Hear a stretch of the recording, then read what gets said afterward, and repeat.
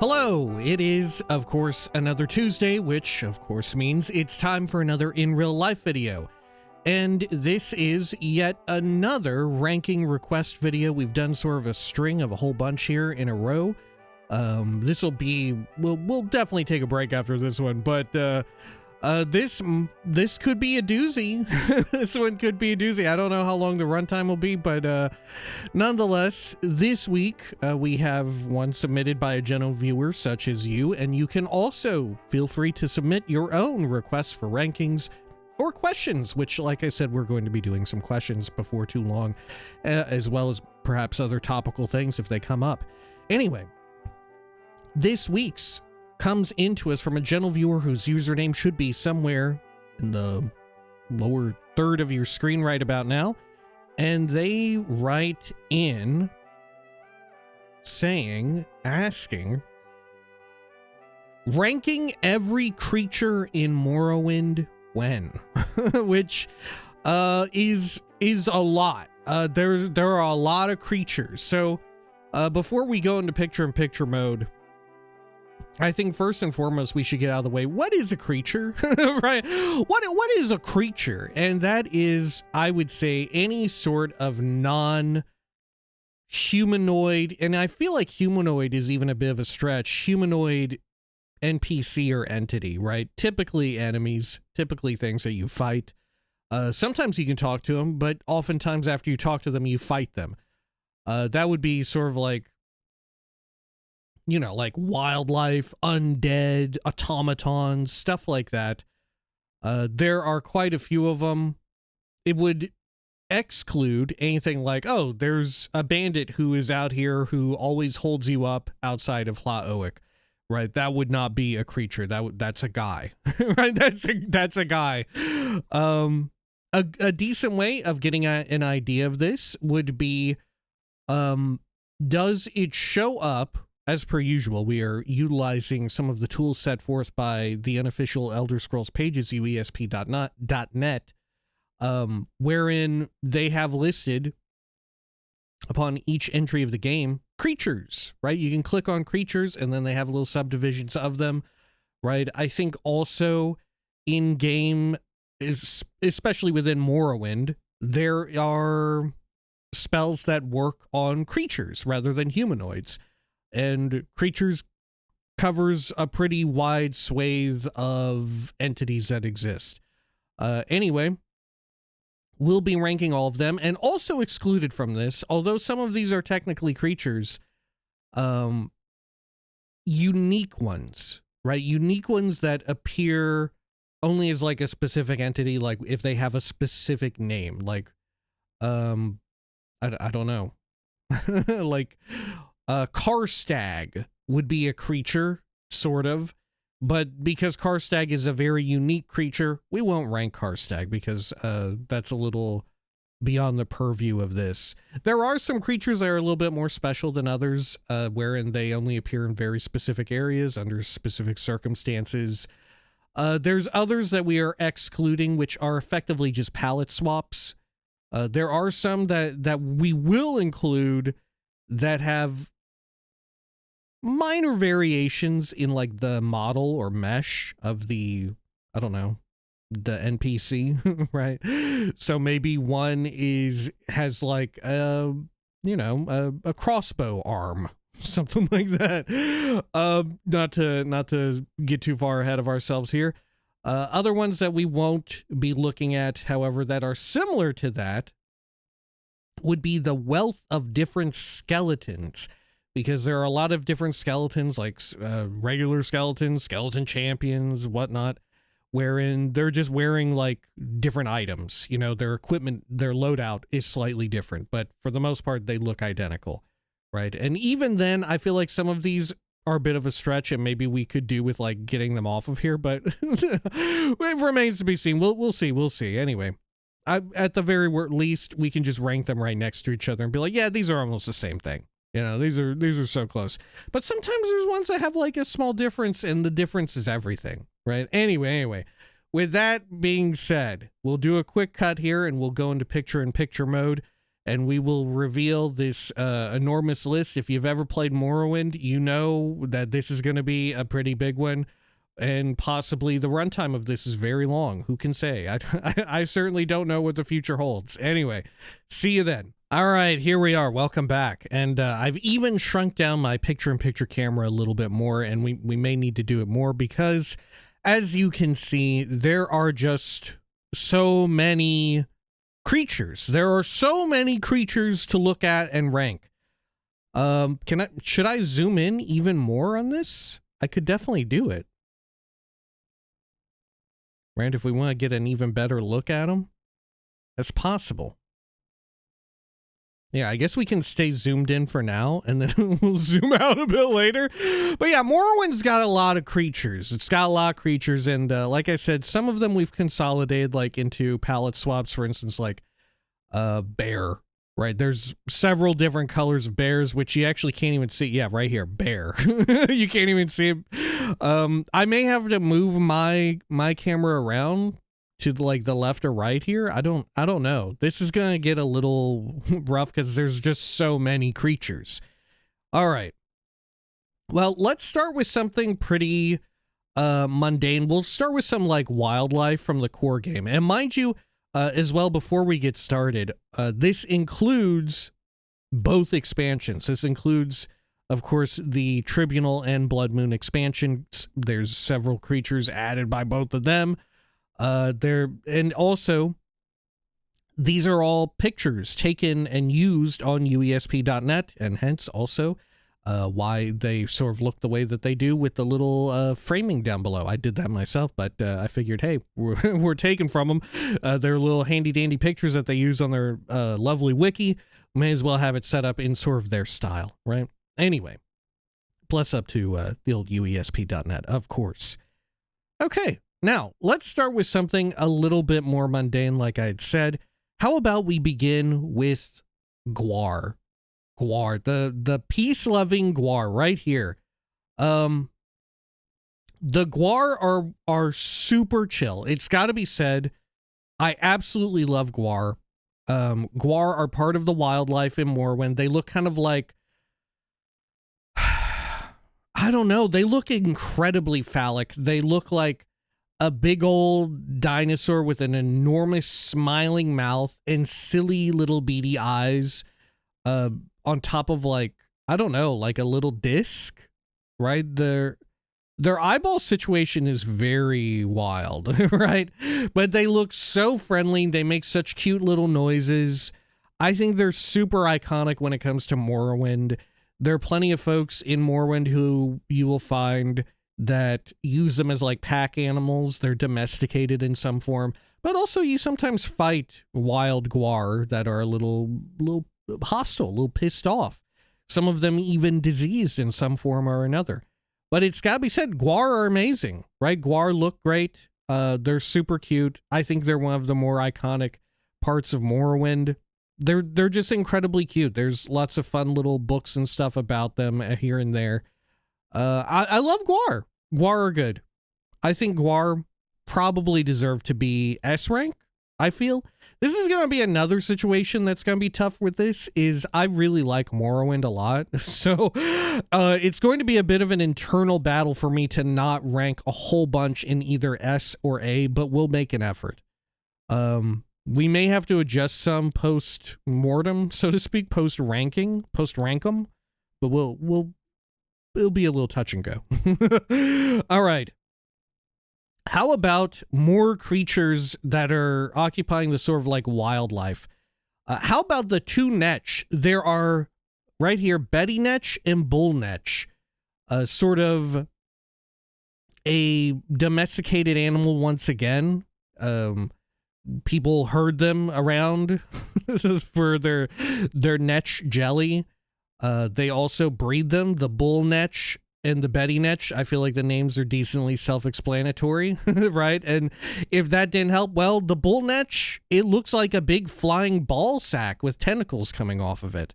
This is also, the Bull Netch happens to be, if you're familiar with them as they exist in Solstheim in Skyrim, the Bull Netch is like the only type of Netch, no? Are there actually Betty Netch in Skyrim? I don't think there are. I think it's the only mighty netch that exists in Skyrim are bull netch. No? Maybe there are Betty netch. But I don't remember. But either way, bull netch look like a big old floating ball sack. Maybe you could say they look kind of like a big floating shrimp mixed with a ball sack. The Betty netch looks like a Metroid. It looks like a floating Metroid with some goop upon it. Like kind of a sky jellyfish, if you will, but a little disgusting. I think... I don't know if they're that cool, right? I don't know if they're that cool. It is... I do appreciate that Morrowind has, especially for the time that it came out, not just a whole bunch of creatures, but ones that occupy sorts of, like, different spaces in the world, wherein they're not all just meant to be hostile. You know, there's creatures that are just like beyond horses or whatever that have been domesticated and domesticated in different ways. You know, the degree of animal husbandry in Morrowind that you see is pretty cool, pretty impressive. It's really, really neat. But that said, I do feel like the prominence of the bull netch in the Dragonborn DLC does maybe elevate it a little bit more over the Betty netch, which I know is maybe a little fucked up, right? Maybe that's a little screwed up to be once again putting the masculine type ahead of the more feminine Betty netch, right? Maybe it's gonna get me canceled, but I do think that the fact that the bull netch is very visible in Skyrim does put it above the Betty netch. The question is, how much? Are they both A rankers and the bull netch is just like higher A rank? Or do we think the Betty netch is B rank? I don't know. They make a very like fun noise too when you go up to them, and their tendrils, their tentacles kind of like, I don't know. I wouldn't say like throb or pulse. They kind of like flick around a little bit. I don't know. It's kind of fun. I think what would elevate them both to S rank is if they had a cute face, right? The issue is that they don't have a cute face. And in fact, they look rather disgusting, which is kind of cool in and of itself, right? Make no mistake, the fact that they look so gross and like they don't belong, and also they float, right? Mind you, if you haven't played or encountered any of these creatures ever, these things float around. They just fly, you know, which maybe sounds shocking to you, but lest we forget, in the world of Morrowind, levitation magic exists too. People can fly. People can also fly, so it's not that far-fetched. Is Betty netch B rank? Am I willing to... You know what? We got to make some tough calls here early on, and I think we need to demote Betty netch to B. I'm sorry. The bull netch, by virtue of appearing in the Dragonborn DLC, just is a little bit more iconic, I think. Right? All hail the mighty netch. Anyway. Speaking of more wildlife, how about we cover something that appears in every Elder Scrolls game, that being the mud crab, baby. Here, we'll scroll up here, and I'll just put it in D rank for now. That way we can just look at it. But the mud crab, the incredible mud crab, one of the more iconic creatures in Elder Scrolls ever, right? I think it's a safe assumption to make that the next Elder Scrolls game and all future ones will have a mud crab, you know? Different types of Daedra may come and go. They'll wax and wane as the fires of oblivion ignite or extinguish. Depending on what biome and part of Tamriel you're in, you may get, you know, netch. You might get some spriggans, stuff like that. But mud crabs, they're just everywhere. There are different types of mud crabs, however. And the Morrowind mud crab, I feel, most exemplifies mud crab. It just looks like a big glob of mud with some stuff sticking out of it. If you're brand new to the game, shit, even if you're not, sometimes it can be easy to mistake a slow-moving or stationary mud crab for just a rock or just like a pile of like swamp goo. It's entirely possible that you will see one and you may think nothing of it. Also of note, there is a talking drunk mud crab merchant who sells booze and has a whole lot of money and will buy all of your stuff at full price, which is very nice and very useful, to the point of it being kind of broken in my opinion. Like, I never make use of them because of it. There is no denying the sort of power of the mud crab, and this might be one of the most disgusting looking Elder Scrolls mud crabs. The question is, though, already I see the mud crab, the Morrowind mud crab, and I want to say this mud crab belongs in A or S rank. I think that's what it's between. Is it S rank, though? I don't know if it's S rank, you know? Although the mud crab is iconic to the franchise, I feel like the guar beats it out, you know? And I feel like as well, the mud crab in Morrowind isn't that cute. I feel like there are other cuter iterations of mud crab by far. This one is deliberately disgusting looking. It looks like poop. It looks like poop, dude.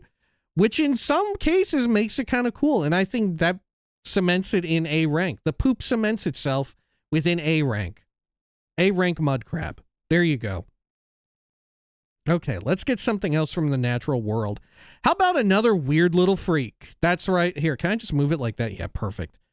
How about the Nyx Hound? The Nyx Hound is like a dog, but a bug.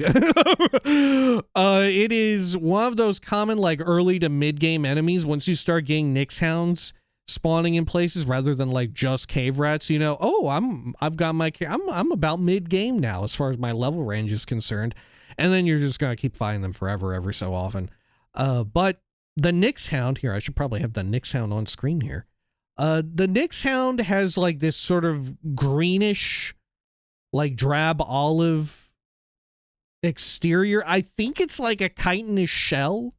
Certainly the version that appears in ESO implies that it is chitinous, which fair enough. People eat their hound meat. You may find hound meat in Morrowind, but make no mistake, that is not like from a dog that we would know from our world. That is Nyx hound meat. So like bug meat, I guess.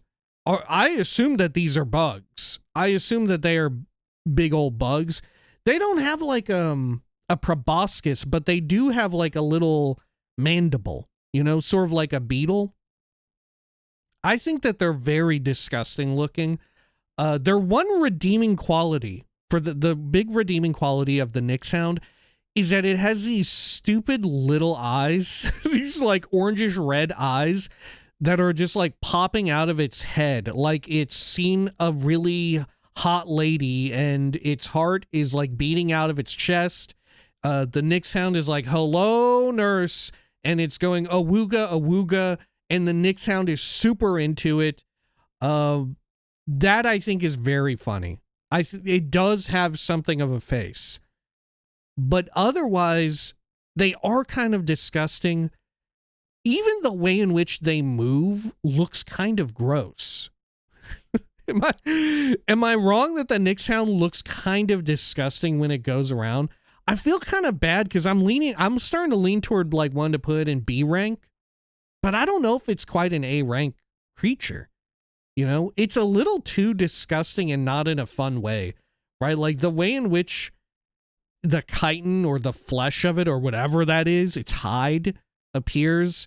It almost appears like a Giger-esque type of monster. It almost, and that's saying something considering we opened with the guar and immediately said that it looks phallic.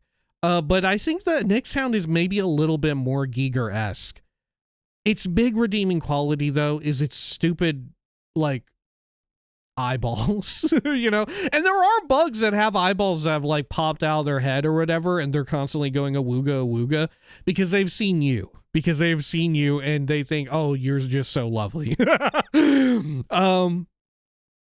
But is it an A ranker? Is it a B ranker? I feel like the Nick Sound, I want to put it in B rank because they look gross and stupid and not in a cute way. I'm sorry. I think if you get a close-up of their eyes, you could appreciate them in some ways. You could find a source of appreciation. And I think saying like, you can learn to love them. What's more B rank than that? You know? That you could learn to love the Nick Sound.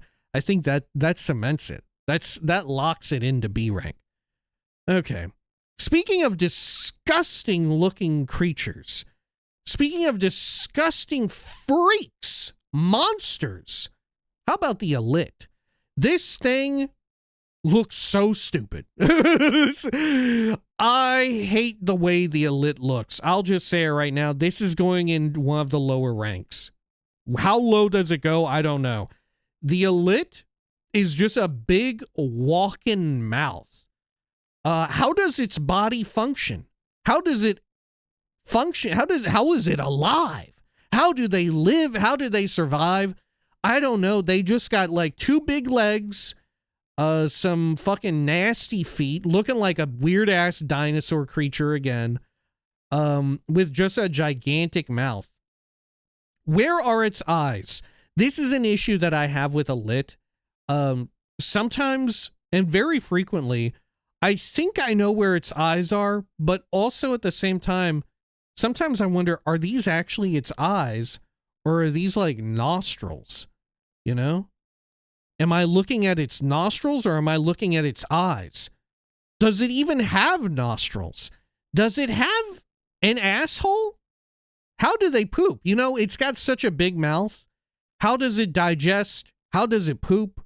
Maybe you don't need to worry about it. Either way, Elit are 100% of the time pissed off. They're angry as hell.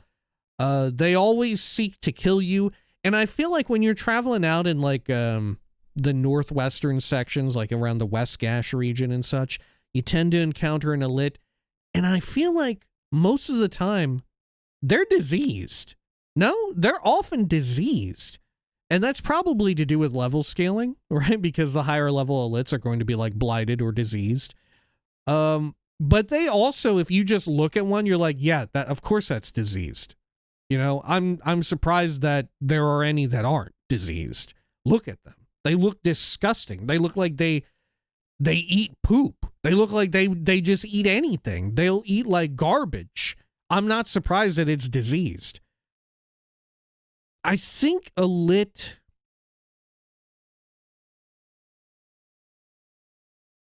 God, I think it's got to be a D ranker. I think they're so fucking gross. They're not joyous to look upon. They bring me disgust. And as well, they have like a poisonous attack, which isn't helping the poop allegations, because when you see the poison attack pop off on you, we were talking about this in a very recent Morrowind Mondays, where it looks like poop too. It looks like a nasty green fart or like a nasty green diarrhea blast. The poison plume attacks in Morrowind. It's like it's munching on you, and you're getting, it's kind of like a Komodo dragon, you know, wherein they have like they've developed this horrible toxin in their mouth because they just eat raw nasty shit. They've got like this toxin that's continually like, I don't know, mutating and getting freaky on their mouth and their saliva. So even if you survive a bite from one, if that shit gets in you, it's probably going to like cause you some sort of necrosis or just kill you, right? Because of the toxin in its saliva, because it just eats gross shit. I feel like that's the case with the Elit. They're fucking disgusting, dude. They are truly gross. I hate them. All right. Let's scroll on down here to, how about something that a lot of people do say that they hate? The Cliff Racer, huh? The Cliff Racer. One of Morrowind's most infamous creatures. So much so that they do not appear in Oblivion nor Skyrim, and yet they are mentioned. They are not an enemy type in either of those games, but they are mentioned, and people make reference to them in different forms. By the time Skyrim rolls around, they're supposedly fully extinct, or so they say, if a journal entry is anything to go by. But they are kind of everywhere. They appear in a whole lot of different biomes. I don't know if there's a biome in which cliff racers do not appear. You know, they're definitely level gated, right? You don't start seeing them until mid-game. But once you get to that point, they will show up anywhere. They're, of course, a flying enemy. They look like a damn pterodactyl. How do they land? I don't know. They don't seem to have feet. I don't know if they have arms. They got wings and stuff, but they definitely don't got feet. And maybe they don't ever need to land, right? Have we considered the fact that maybe they float too? Maybe they have like anti-gravity properties as well. And the flapping of their wings is just how they like move around a bit faster, or it's just for show. It's just a trick. Maybe they never land. Maybe once they start flying, they just die, right? I feel like there's a creature like that in real life that cannot ever land, right? Like once it gets past like a certain stage of life, it loses its legs, and it just can never land again. Like the next time it lands, it's dead, you know?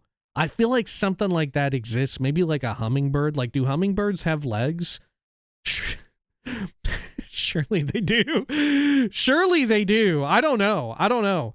Either way, the cliff racer, the pterodactyl of Vardenfell, you know, there's dinosaurs, right? The dinosaur aspect is one that we often gloss over, but yeah, they're all over. People get annoyed by them. It's simple to, as you're traveling around, draw their aggro and get several of them on you at once. There's been no shortage of people complaining either in earnest or joking about their presence.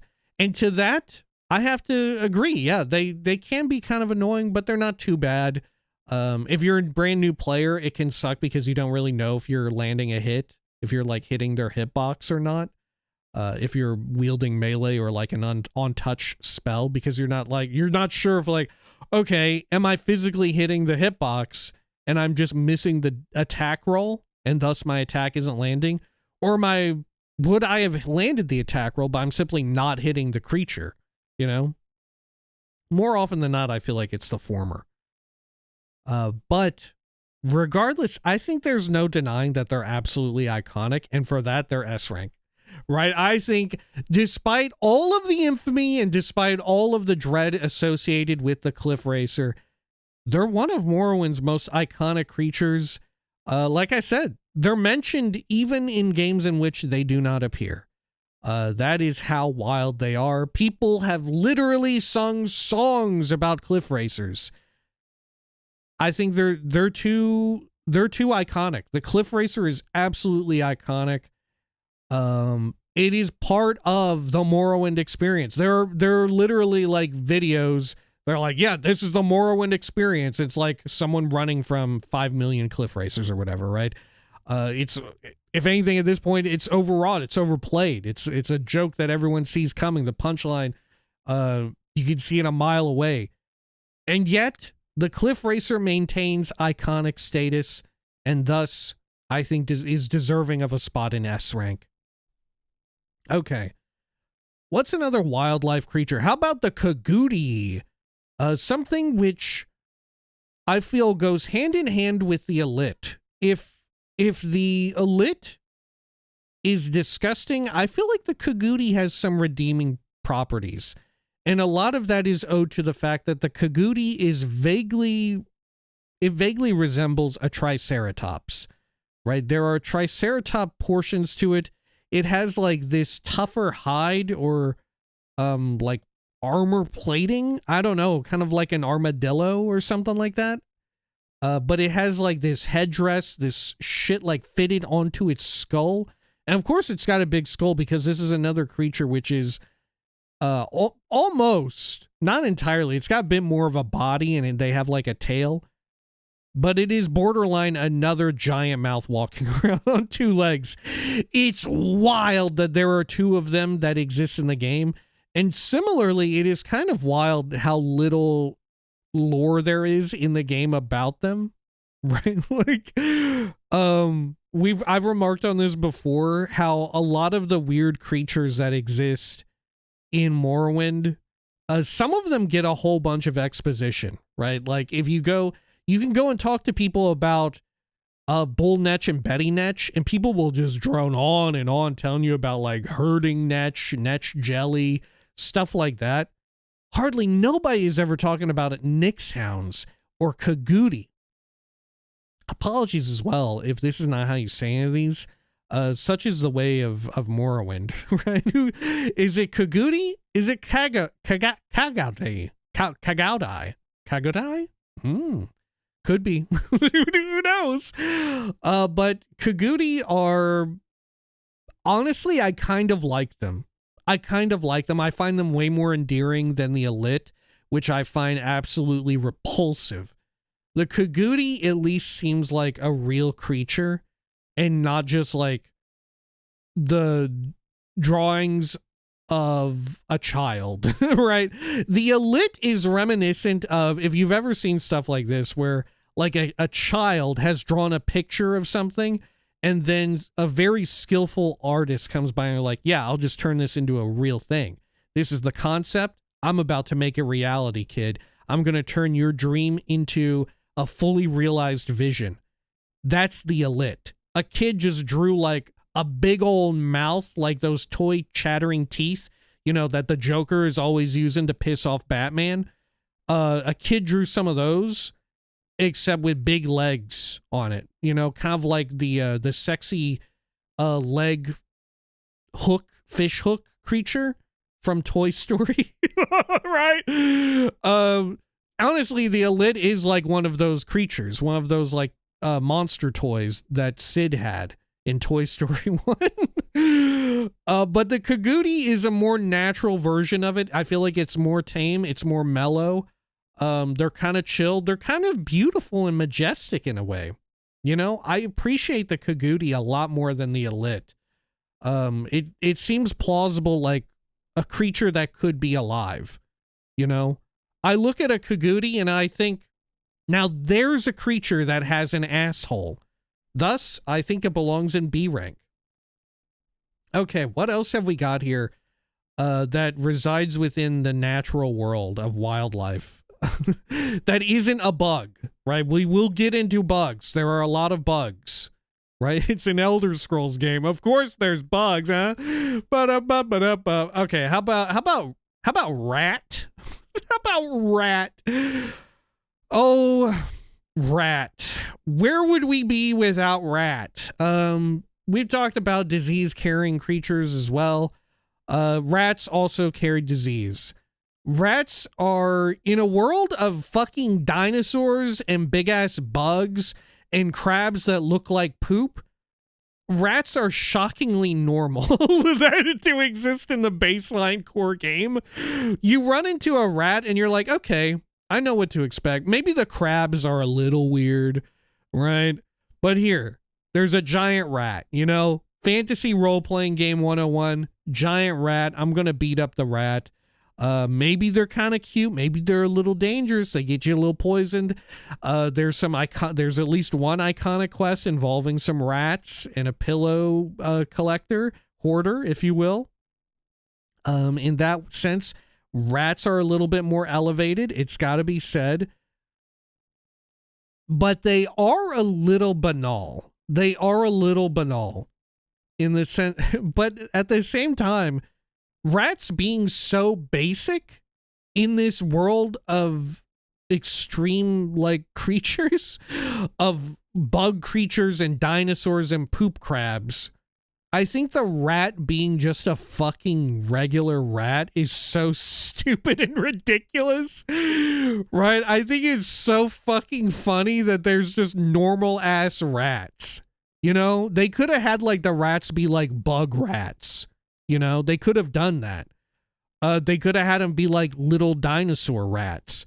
But no, they're just rats. They don't even decide to call them like, yeah, it's a giant rat. It's just rat.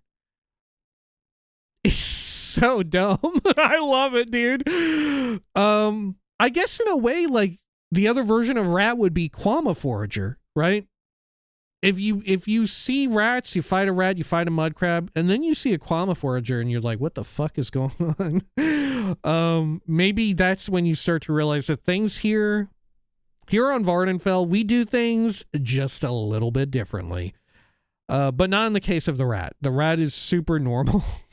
But I feel like in a different tier list like in Oblivion, I feel like the rat is like D or C rank because it's kind of boring. It's so basic and uninteresting. Like, of course you're going to have a rat in the most generic fantasy of game settings ever, Oblivion, right? We're in Cyrodiil. Of course there's going to be a rat. But here, the fact that it's a rat and they even call it a rat, they don't even try and fuck around and be like, yeah, it's not a rat, it's a skeever. Wink. They don't even mess around. They're just like, yeah, that's a damn rat. I think that puts it in B rank, dude. I think the rat has to be in B rank because it's so fucking normal. It's so, look at the rest of these fucking freaks, dude. And then there's just a rat? What are you doing? What are you talking about? All right. Okay. What else have we got within the realm of nature? I think we're rapidly leaving the world of the natural world in the core game. In fact, I think we have just left it with the rat. I think the rest of these naturally occurring creatures are either not creatures that you would think or they're from an expansion. Well, there's a slaughterfish, right? Yeah, there's slaughterfish. Okay. You know what? Slaughterfish. Let's talk about them. Let's think about them. In Morrowind, and I think, don't they also exist in Oblivion too? I don't think they exist in Skyrim though. But in Morrowind, you have two distinct breeds of slaughterfish, that being slaughterfish and small slaughterfish. They're very similar, but they look extremely different. It is wild that they decide to give this much creature variety in a game from 2002. It is so wild how big this list is. But you gotta bless up the slaughterfish from Morrowind for looking like, I don't know, maybe the most terrifying and fucked up monstrous looking version of slaughterfish. They look so awful. And I think it's partly owed to, they're just a big mouth. They're just a big nasty mouth with like some fish shit on the back. You know, it's like are a lit slaughterfish? No. Why do they look so similar, though? Look at them! Look at them! They look like they could be related, right? Somewhere down the evolutionary path, something branched off and you either got a lit or slaughterfish. What the hell? Were they meant to be, like, related in some way? That is weird. That is strange. I never made that connection before. Anyway, slaughterfish. One of the things about fighting them mechanically, and obviously we're discounting a lot of mechanics here with this list, where it's not just like, yeah, this is the strongest creature. This is the strongest monster. It goes up at the top. Rats, these are weak. They are just rats. They're babies. We have those in real life. D rank. We're not doing that. Get out of here. How basic is that? More basic than the damn rat. The slaughterfish is in some ways an Elder Scrolls staple, right? It is a staple of the franchise, the slaughterfish. It's kind of ever present. But at the same time, they're kind of basic. I mean, they're fish, right? They're fish with nasty mouths that look powerful and dangerous. They're like sort of your go-to aquatic enemy. I guess in Morrowind there is a secret benefit to them about like the fact that they do tend to swarm.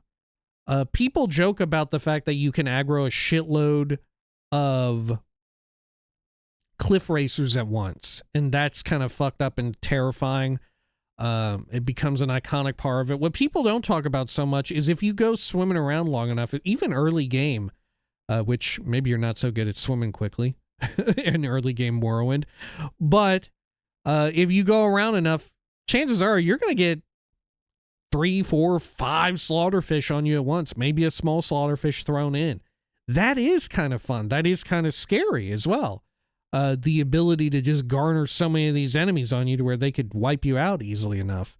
It becomes a bit of a hostile task to go into one of the like coastal seas, because there may be slaughterfish like roaming around ready to get you, and there may be even worse.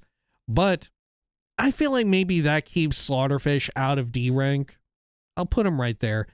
And the small slaughterfish, I feel like I don't really care about them.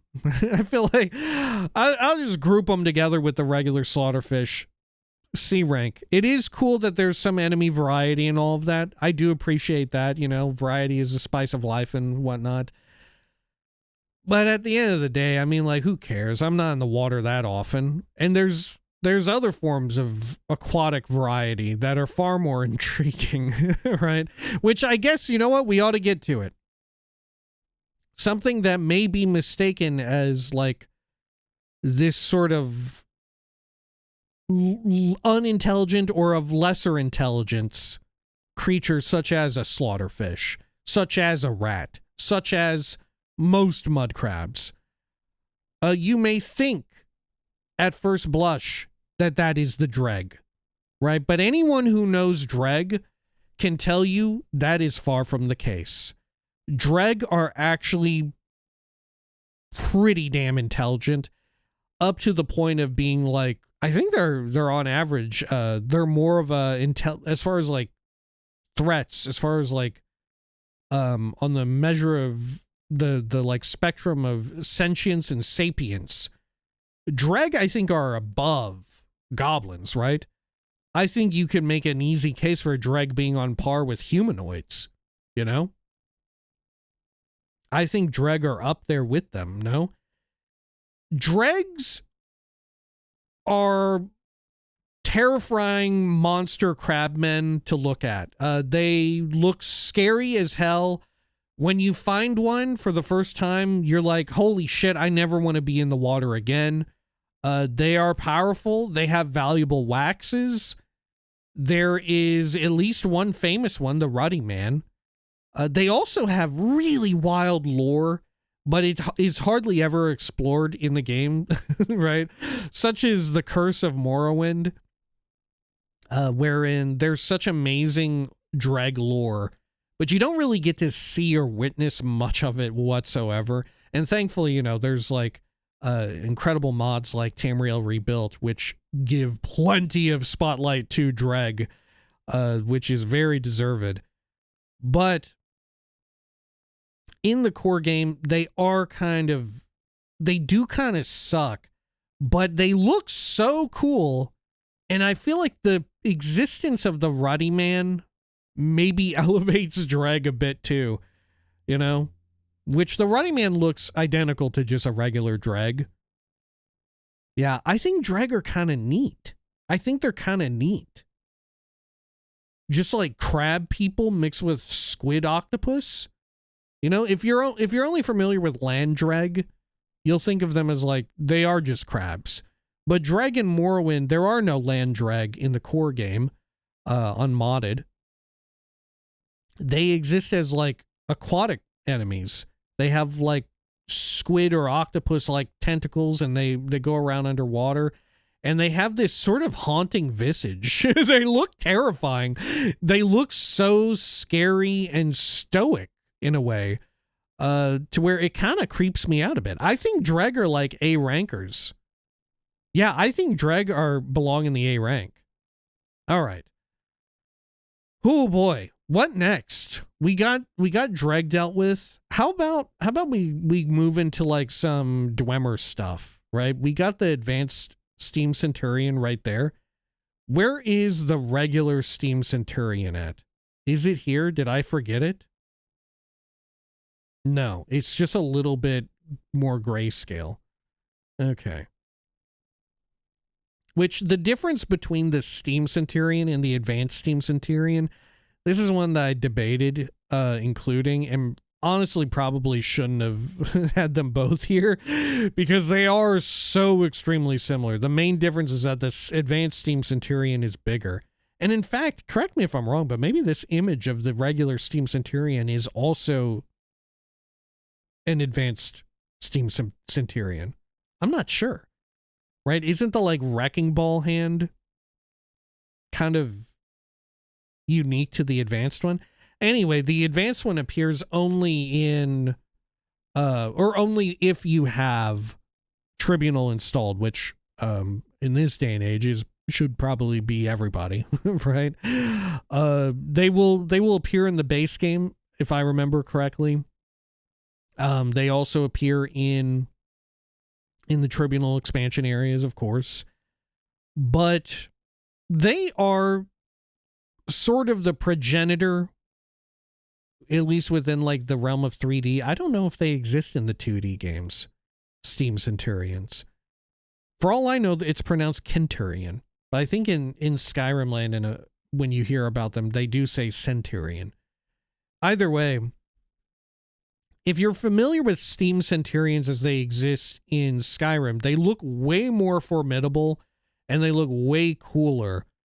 But I don't think that takes away from how cool and formidable they look here in Morrowind, right? True enough, old Optimus Prime in Morrowind doesn't look quite as neat as the Skyrim counterpart. But I do think they look kind of neat regardless, right? They got kind of a Transformer, like I said, Optimus Prime kind of head. You find places where like they're being kind of, it seems as if they're being constructed or whatever, or they had been being constructed.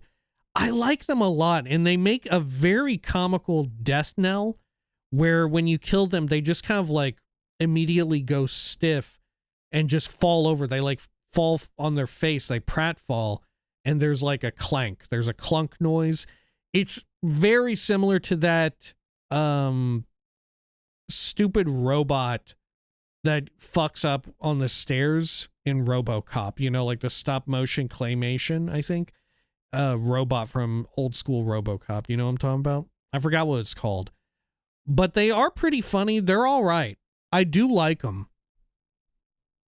I do wonder, though, how good are they? I feel like maybe they're B rankers. I feel like the Centurions, the Steam Centurions are solidly in B rank, you know? We have to make some tough calls because like I said, there's a lot of amazing creatures and we're going to be jam-packed with stuff, right? It's going to be tough. All right. Speaking of Centurions, we have the Centurion Sphere and the Centurion Archer. Now, right away, I will tell you that I absolutely love the Centurion Sphere, and immediately I'm going to put it in A rank. Why is that? Because these things got morph ball tech. If you have ever seen Miss Metroid Samus herself, you'll know about her morph ball abilities where she turns into a ball. So too do these Centurion Spheres do exactly the same. These are robot men. They have like a rapier inside or some sort of lance inside of their right arm, and their shield in their left arm is part of their sphere situation. They will legit just roll around. They'll go into ball mode. They'll come out of it. They'll roll after you and stuff. It's so cool. The animation is so over the top. For 2002, I feel it's ridiculously good. They're so fun to fight, right? I absolutely love the the Centurion Sphere. They're such a joy. They have like the like scouter, the Dragon Ball Z sort of scouter over their one eye where they can like really look at you, right? It's kind of cool. Shockingly, these ones do not have any type of ranged attack, but like I said, thanks to, I think it's the Tribunal expansion that also adds in the Centurion archers. You then get these kind that actually do have a dwarven crossbow arm. They lose their shield, and their wheels are a bit different. And because of that, I don't think I like them as much. They operate less as this sphere that sort of like pivots around, almost like a ball bearing or whatever, where they just kind of roll around on top of the sphere and they can like sort of go inside of it in a weird way. The Centurion Archer splits down the middle like Axel from Twisted Metal, right? They sort of have this like big split ball, and I don't think that's quite as fun and cool as just the big sphere.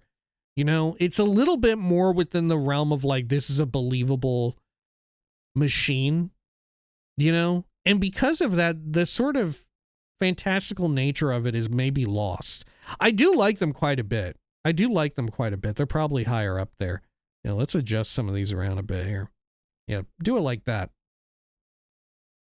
I think the Centurion Archer, a necessary addition to the like Dwemer automaton army, like creature list, because so far none of them are ranged whatsoever. None of them have any range.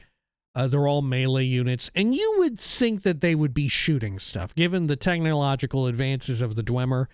You would think they would be shooting at least bolts at you, if not anything more powerful.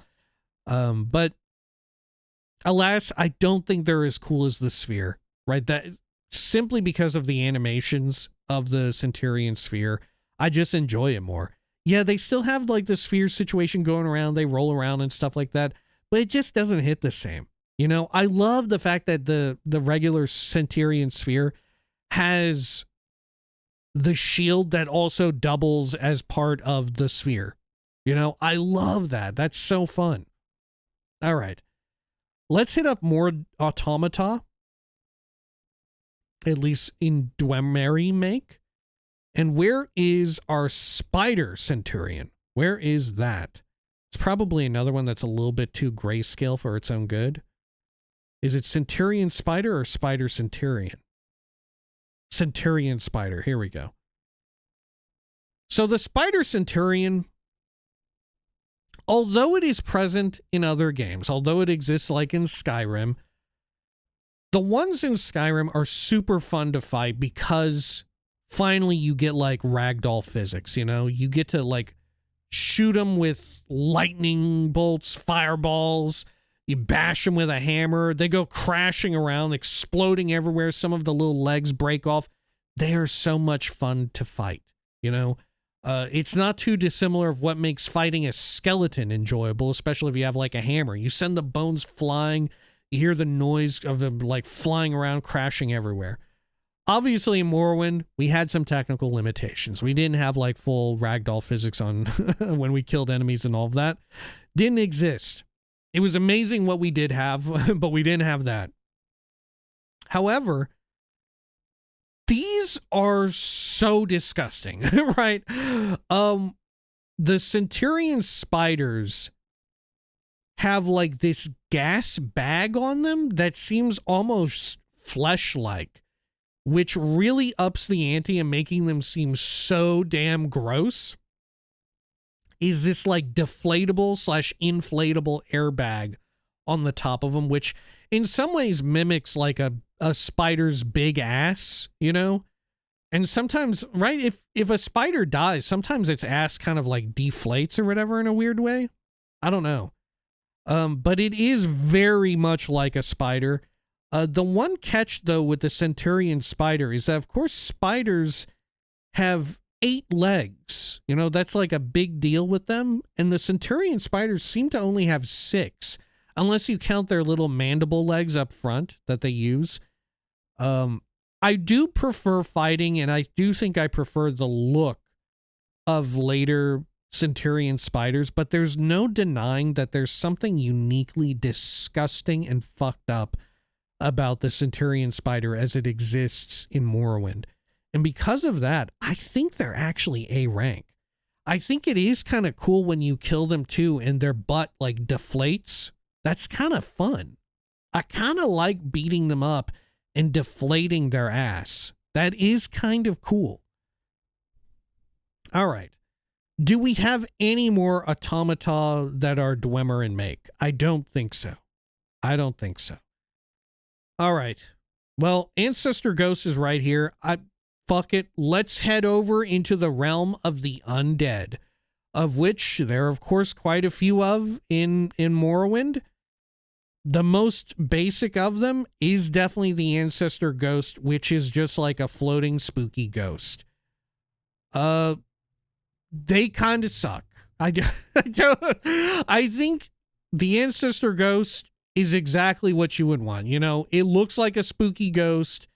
It looks like the type of shit you would get at Spirit Halloween. It's got some like runic whatever writing inscribed on its robes. Why don't they have legs? I don't know. But nonetheless, the Ancestor Ghost, I don't hate it, but it is very basic. And because of that, I think it belongs in C rank. The Ancestor Ghost, though, I think presents an early game challenge on a mechanical level, which I think maybe you could argue would elevate it to B rank, because it tends to be that one of the first creatures in Morrowind that you fight that will scare you is the Ancestor Ghost. And not because it's such a spooky ghost. Maybe if you are like an actual child, like I was when I first played the game, maybe it would scare you. But it didn't scare me because I'm so cool and tough and fearless. What did scare me, though, was when I went to attack it with my weapon and said, your weapon has no effect or something along those lines. Because, of course, the Ancestor Ghost in Morrowind is undead. It's immune to normal weapons. You need an enchanted weapon or one made out of a certain material like silver or something of higher make in order to even deal damage to it. It's one of the more scary learning curves initially going into the game. Even if you turn your difficulty down all the way, because you are like an idiot child playing the game and you're just going into Morrowind for the first time, you know, there's no shame in it if you need to turn down the difficulty or whatever. The ghost is going to be a little scary because no matter how low you set it, you still cannot damage the ghost. You just kind of have to run away or use magic or use an enchanted whatever. It does kind of become handy if you can conjure a weapon early on. If you face an Ancestor Ghost, you know, if you're going for that Mentor's Ring, you know what I'm saying? That is kind of cool, but I don't think that's enough to elevate it. Maybe it's enough to take it up to like a high C rank. You know, I'll put it right there. Ancestor Ghost. Now, here's another fun one. We're getting into the realm of more weird, freaky undead. How about the Bone Lord? The Bone Lord looks ridiculous, dude. The Bone Lord is... It's not a lich because there are liches that exist in the Tribunal expansion. They actually add them in. The Bone Lord looks like, if you told me that was a lich, I would believe you. Here's the Bone Lord. I'll move it all the way there to the left. The Bone Lord is super neat. Where does it get all of its arms from? I think the assumption is that the Bone Lord is an amalgamation of a whole bunch of like dead people, right? They show up in the ancestral tombs. I think the official lore is literally that they are an amalgamation of dead people meant to protect the ancestral tomb, because, you know, there's like bunches of ancestor worship going on in Morrowind. It's Dunmeri culture is rife with ancestor worship. The idea is that I think they are defending their ancestor tomb. The Bone Lord, however, has a really high up head that looks like it's about to float away. except it got kind of caught in the hood, in the cloak, which I kind of like. I kind of think is funny. Honestly, I like the Bone Lord. There's something to be said about how simple the idea behind the Bone Lord is. It's just a weird looking skeleton that has too many arms and its head's floating a little bit too high. There's no like proper spinal column connecting it, if I remember. They tend to float. They don't walk around. They hover, implying that they are even more magical than you would think. And true enough, they do use some magic. What does the magic do? I could never tell you. I've been hit by their magic before, and I have no idea what it is. They debuff your stat in some way. I don't know what. They look so much more menacing than they actually are, which is maybe massive points docked against them, because most Bone Lords tend to be huge pushovers, and they look so intimidating. I tend to like prioritize fighting them when there's multiple enemies on the attack. So I take them out first, and I don't really get to like bear witness to the power of the Bone Lord. But they do look sick as hell. I think Bone Lords are A rankers. Right? I think Bone Lords are A rank. And you know what? Here, let's adjust some of this around. Let's see here. Good. I think that's right. There's our A ranks. I think the Bone Lord, there's something kind of simple about it, and yet it's like a fun twist, you know? It's a fun little twist on something expected. All right. Now, we enter the realm of the Bone Walker. We have dealt with the Bone Lord. Now, behold the Bone Walker. The Bone Walkers are terrifying, mostly due to the fact that the lesser Bone Walker, or just Bone Walker, is capable of permanently, well, not permanently, but damaging your strength to where you need to like visit some sort of divine shrine or have a potion or spell to restore your strength, or just have some sort of plan to at least temporarily fortify your strength to move around. They will sap your strength and make you become encumbered with their Bone Walker magic. Now, correct me if I'm wrong, but I think the Greater Bone Walker, although it has more imposing stats and perhaps more powerful spell effects in its repertoire, it doesn't have the ability to damage your strength, whereas the Lesser Bone Walker actually does. The Greater Bone Walker looks absolutely terrifying. The Greater Bone Walker looks like a monster from Fallout. Right? The Greater Bone Walker looks like a mutant creature. Like, if you saw a centaur from Fallout hanging out, and then you saw a Greater Bone Walker, I think you could be like, yeah, that's the same game. These are creatures from the same ass game. These are mutants. These are mutated FEV monstrosities. Greater Bone Walker, of course. It even has that same kind of like Fallout 3 / New Vegas super mutant scowl. The resting, like, suffering face, you know, where the face is like yelling and hollering out in agony, eternal agony, resting agony face. I think Greater Bone Walkers look substantially cooler, but regular Bone Walkers are actually terrifying because of their ability to screw up your strength, which can absolutely destroy you in the early game. Right? It can completely ruin you in a major way to where you just don't know what the hell to do. That said, speaking just for myself, and perhaps many others, but at least just for myself, does anybody else ever conflate the two of them and their powers? And if you see any Bone Walker, you think this thing can mess up my strength and ruin my day, right? I think, sure, maybe the Greater Bone Walker doesn't have that same spell to where it can damage your strength, but it may as well, because effectively when I see one, I'm always second guessing myself, thinking like, wait, does it? Even right here, when I'm recording this video, I'm like, wait, does it have the ability to mess up my strength? Is it actually that dangerous? To which, like, at a certain point, I won't be bothered to look it up and commit to memory. And even if I did, part of me wants to forget. Part of me wants the fear. Part of me wants to elevate the greater Bone Walker to where it deserves to be, which is also mechanically a threat to be reckoned with.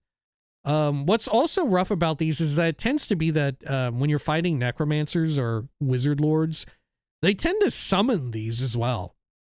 They tend to conjure them up more often than not. It's fucking wild. Yeah, I think the greater Bone Walker has got to be an A ranker. Right? I think it's an A ranker. And the regular standard Bone Walker, is it also an A ranker? I think it might be, because they do look disgusting. Regular Bone Walker has like a smiling, kind of grinning, evil, sinister visage that I can only describe as looking appropriate for a modern, like, horror game that is very popular among children. Right? This looks like the type of... we're on the regular Bone Walker's head. Looks like it would really be popping off with, like, the Five Nights at Freddy's crowd. It's really gonna pop off with, like, people who see, like, Poppy Playtime and they're like, oh God, so scary. Or folks who are really into the bear that is two colors. Do you know what I'm talking about? The anime bear that is two colors. Do you know what I mean? I don't know. I'm like 32, 33, 30. I don't know how old I am really. It could be any number of those. But I do know is that I'm too old to know what this bear's name is or what it's from. But there exists a bear that is black and white and split down the middle like Two-Face. And it's supposed to be like a psychopath or something. I don't know. It like tortures children and kills them or something like that. I don't know. But it looks so stupid to me. It looks not scary, but I feel like regular Bone Walker, it's going to be scaring the shit out of some kids. If you think the back rooms is like peak horror, if that's going to scare you, Bone Walker, baby. If you're like, oh, Choo Choo Charles, God, I'm scared. Bone Walker, right? I think it operates on that same level. If you perhaps have a bit of a sensibility when it comes to horror that maybe needs to be matured a little bit, I think Bone Walker is there for you. They got something for everybody here. Good Lord, I didn't realize I would come out here seeking blood in the way that I have, but alas, my hands are covered in it. Okay. How about we get to perhaps the most basic of them all? Skeleton. It's a skeleton. What do you want? I feel like the skeletons in Morrowind are dog shit. Right? I think that they are so uncool. Because at the very least, when you fight a skeleton or a skeleton equivalent, like we had mentioned before, in either Oblivion or Skyrim, you have the joy of like fighting a skeleton, wherein you hit it with your weapon. If you're wielding like a blunt weapon, God, it rocks. If you're shooting them with like lightning bolts or a big exploding fireball, the bones go flying. They clatter to the ground. They're like crashing against like some stones and rocks. It sounds cool. It looks cool. It feels cool to beat up a skeleton. In Morrowind, you don't really have that. In Morrowind, it's just a skeleton.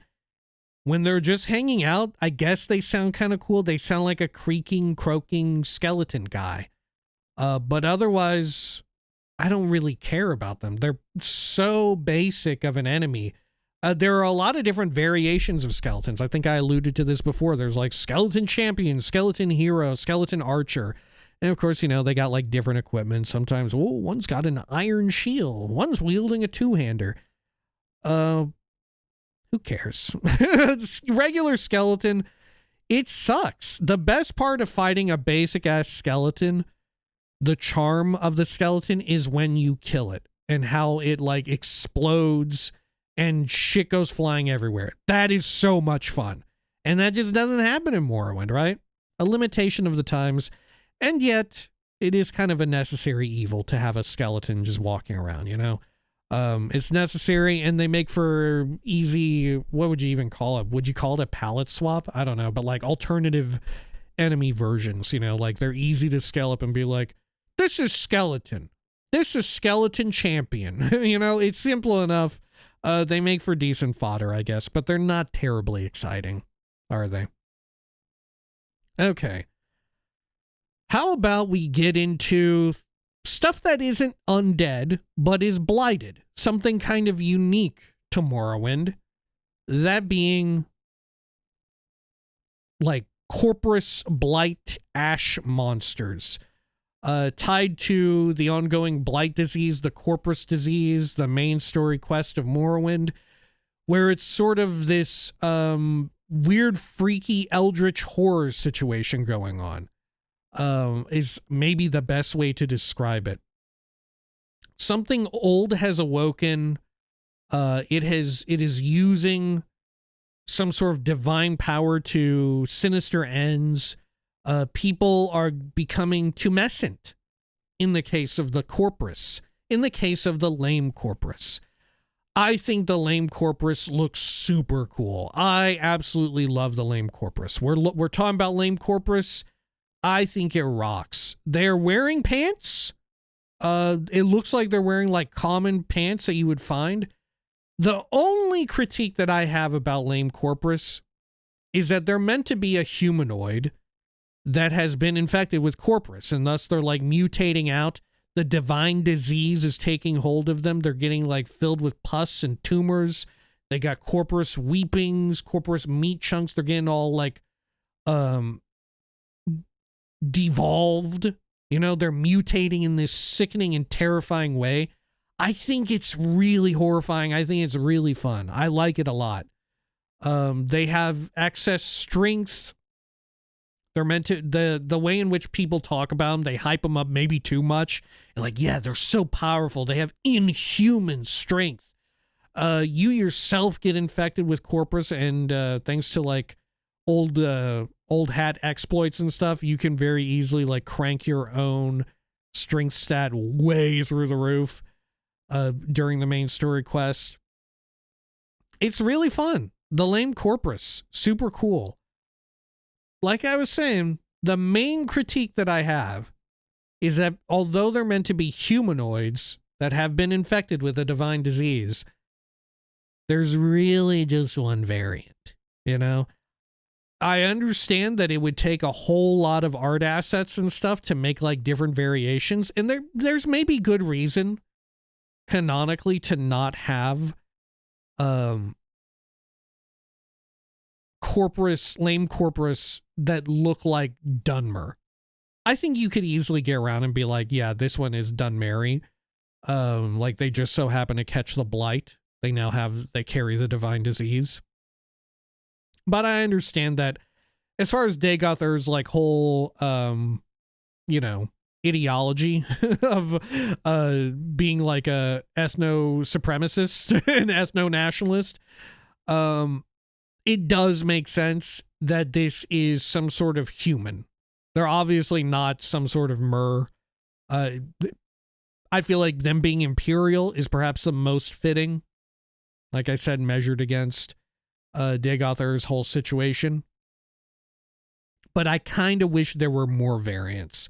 You know, I would love to see ones that are like, they take on sort of the source aspect of whatever they have mutated and infected, you know? Maybe there's Corpus that are more Nord-like. They're a bit bigger. Maybe they're even more physically apt, you know, stuff like that. I think it would be cool to have them, you know, rather than just the pants, they have some other remainder bits of clothing, or at least culturally identifying pieces, because, that's such a fun, strong point of Elder Scrolls, is all of the different cultures and subcultures on display. It would be so cool if Lame Corpus was just like a perversion of a lot of that. That would be so much fun. But alas, we have to make do with what we did get, which was this one. Like, imagine like a Corpus infected Khajiit, or Argonian, which would be really quite the task considering their disease immunity, but I digress. Imagine the world of possibility with Lame Corpus. Untapped potential. And I think because of that, I do love Corpus. I love the whole thinking behind them. I think I got to keep them restrained to A rank. I love the idea of it, but it's got to be an A rank because there's just too much untapped potential when it comes to having a whole lot of different Lame Corpus variants. All right. Up next, we got the Ash Ghoul. We got the Ash Zombie.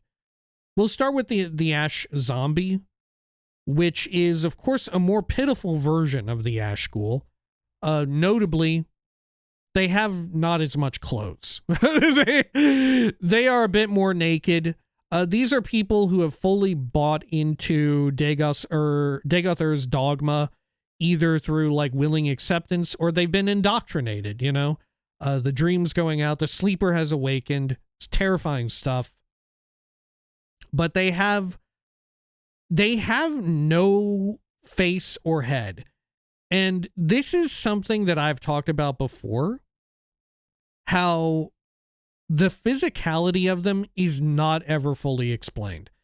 I have debated with people about this for time immemorial since I've been making Morrowind videos, but in the core game of Morrowind, there is nothing that explains why Ash zombies have no face, why it's hollowed out in there.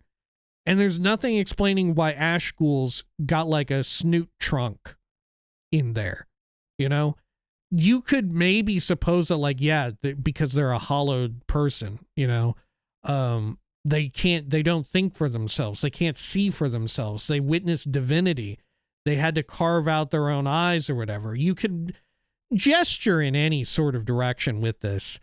But no one actually knows for certain. It is not set in stone and explained anywhere. It's open to interpret in true Elder Scrolls form. It's open to interpretation as to why they exist in this way. So many people have tried to argue that there exist lore books in the game somewhere that explain exactly why they look this way. And that is simply not the case. Either these people are ignorant or completely have conflated material included by a mod with what exists in the core game, in the core canon. Right? There is nothing that fully explains why they look this way. There's no shortage of symbolism, though, right? I absolutely love them. And I do love the fact that there is this it being open to interpretation and symbolism of it. I think it's so indicative of Elder Scrolls. I think you only need to like glance at them to even like have your mind start to work and think about like what the hell is going on here. I think it's fantastic stuff. And you sort of see this progression, right? Between like these different stages here, moving from like more advanced to more basic. From Ash Slave, where they look like an Ash zombie, but they have this sort of like face strapped or stapled onto the top of them that doesn't belong to them. The Ash Zombie, well, maybe these are interchangeable, right? But the Ash Zombie doesn't have that, but instead it's hollowed out. And then the Ash Ghoul has like the terrifying tentacle. And then suddenly you have ascended within the ranks of the sixth house and you have you've gone full Bloodborne, right? You've entered like this realm of being like truly an eldritch horror. You are a monster man. Right, the little tentacle has sprouted all the way and has completely taken over. What part, you are a person of Theseus. You know, what of you even remains of who you used to be? What are you now but some sort of weird overgrowth monster man? You know, it's terrifying. It's so cool. We have to rank, I think, all 4 of these at once. You know, I think we have to rank all. Maybe we could even do the Ash Vampire, but these are like they're like a bundle deal, right? I think the Ascended Sleeper is S rank. I think it's so cool, but it's made cool by the existence of Ash Ghoul, Ash Zombie, and Ash Slave, right? It only makes S rank thanks to those 3, and maybe you could argue Ash Vampire. That said, I don't think that these 3 are S ranks, right? I don't think Ghoul, Zombie, and Slave are S rank. I think that we kind of lose a little something. I think that actually, I think Ash Zombie is high A rank because of the degree of like there's just so much like symbolism going on with the model itself, you know, that I very much enjoy. Of it looking just like a Dunmer, just a Dunmer guy walking around, a shirtless man walking around. But then you get a close look at their head and something's off. That's right, their face is off, right? They're missing like half of their head, half of their face. It's just been like, yoink, someone just ripped that shit out. That's what's missing. I think that's super cool. It's such a fun design. Like I said, the symbolism on display for like what's going on in the main storyline with regards to like people getting brainwashed, people sort of also, you know, the way in which it intertwines with the sort of the nationalism of the Dunmer people who aren't even afflicted with the divine disease, who aren't even a part of the Sixth House. All of that sort of ethno-nationalism at work, the sort of like corruption and like, I don't know, amoral behavior of their society. It's such a fun allegory. It's so fun. It's so cool. I think it's very well done. I think it's such a smartly designed enemy, the Ash Zombie, you know? But they do look a little plain, right? Right. I don't know. Like, I could also see it being a low S rank. Like, they look so basic. You know what? It's a low S rank just for the symbolism. It's so good. It's so good. True enough, as like creature design, they don't look as cool as the Ascended Sleeper and all of that. But I think there's something so dope about the Ash Zombie. The Ash Ghoul, it looks so funny. It's so stupid looking. I love them, but I can't take them seriously. You know, I can't take them seriously. The middle ground between Ash Zombie and Ascended Sleeper is a little funny. It's a little silly, right? Even their robes, their clothes are like a middle ground between the two, right? Ash Slave, I think, is even less cool because they look like they got the head of like a fucking conservative politician, right? They got the face of a conservative politician on. Like, I don't know. I mean, I guess you could argue that there's some symbolism there, huh? You know what I'm saying? But regardless, I don't know. I think I gotta keep them in B rank. I think they're not as cool as the others, right? They just are not as cool. I think I'm gonna low B rank. Now, to round out the last of these Ash-related creatures tied to the main story quest, tied to Vorin Dagoth, Dagoth if you will, the of House Dagoth, right? The beginning, we have Ash vampires, of which you could argue Vorin Dagoth is something of an Ash vampire. You could certainly make that case because there's a lot of similarities in their model. You never see the exposed face of Vorin Dagoth, which I think is very fun in and of itself. But we're not ranking Vorin Dagoth. We're not ranking Dagoth here. Fantastic villain that they are. We are instead talking about ash vampires, his like right hand lieutenants, his right hand, you know? The highest ranking members of the sixth house, these ash vampires, they look like they could just be guys, but they're the corpus, they're the cult, the belief, the ideology. They're the perfect example. They are what you point to when you're like, this could be you. You know, this is the perfection of mind and body that you could attain by agreeing with our ideology, with our dogma. I do like them quite a bit. I love that they will talk to you as well. I think that's a huge boon in their favor, is that when you go into Red Mountain and you go through these citadels, if you approach them all the right way and you're careful about it, you do have to tread carefully, but they will actually speak to you, which I think also some of the Ascended Sleepers do too. Correct me if I'm wrong. But notably, the Ash Vampires will speak to the Nerevarine. So long as you stay on their good terms. You may have to do a little like charming, fortify personality, stuff like that. But they will speak to you. I absolutely love that. I think that is so cool. I love that they're sort of hinting at things to come. Like, the stakes are being raised, you know? I like the idea that they look more serious of a threat than the sleepers, the zombies, the ghouls, the slaves, you know? All of the other ash creatures, they don't look like the other ones look like they could be in pain or that they have been tricked and deceived. These look like a real threat, right? These look like, okay, this is how they see themselves as being like these Dunmary supremacists, you know? This is what's on display. This is what's at stake. This is like,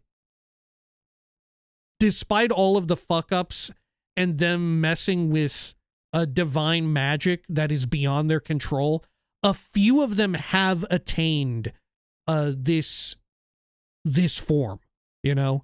It sort of like levels up. Like I said, it upgrades sort of your perception of like, okay, we are dealing with something that is actually like a very real fucked up threat, you know?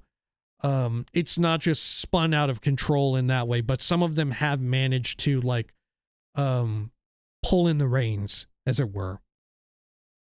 I think it's cool. I think it's terrifying. I think it's really cool shit. And like I said, like what really makes it for me is being able to talk to them.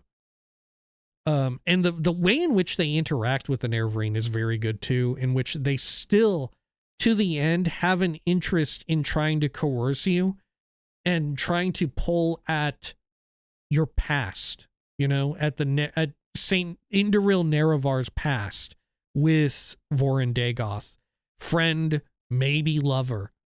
I think it's super duper good. I think it's so good. Are they S rank though? Are they S rank or are they A rank? God, I think they're S rank. I think they're S rank. I don't think they're better than Gwar though. I think Gwar are too cute. I think they're right there between Gwar and Cliff Racer. Sorry.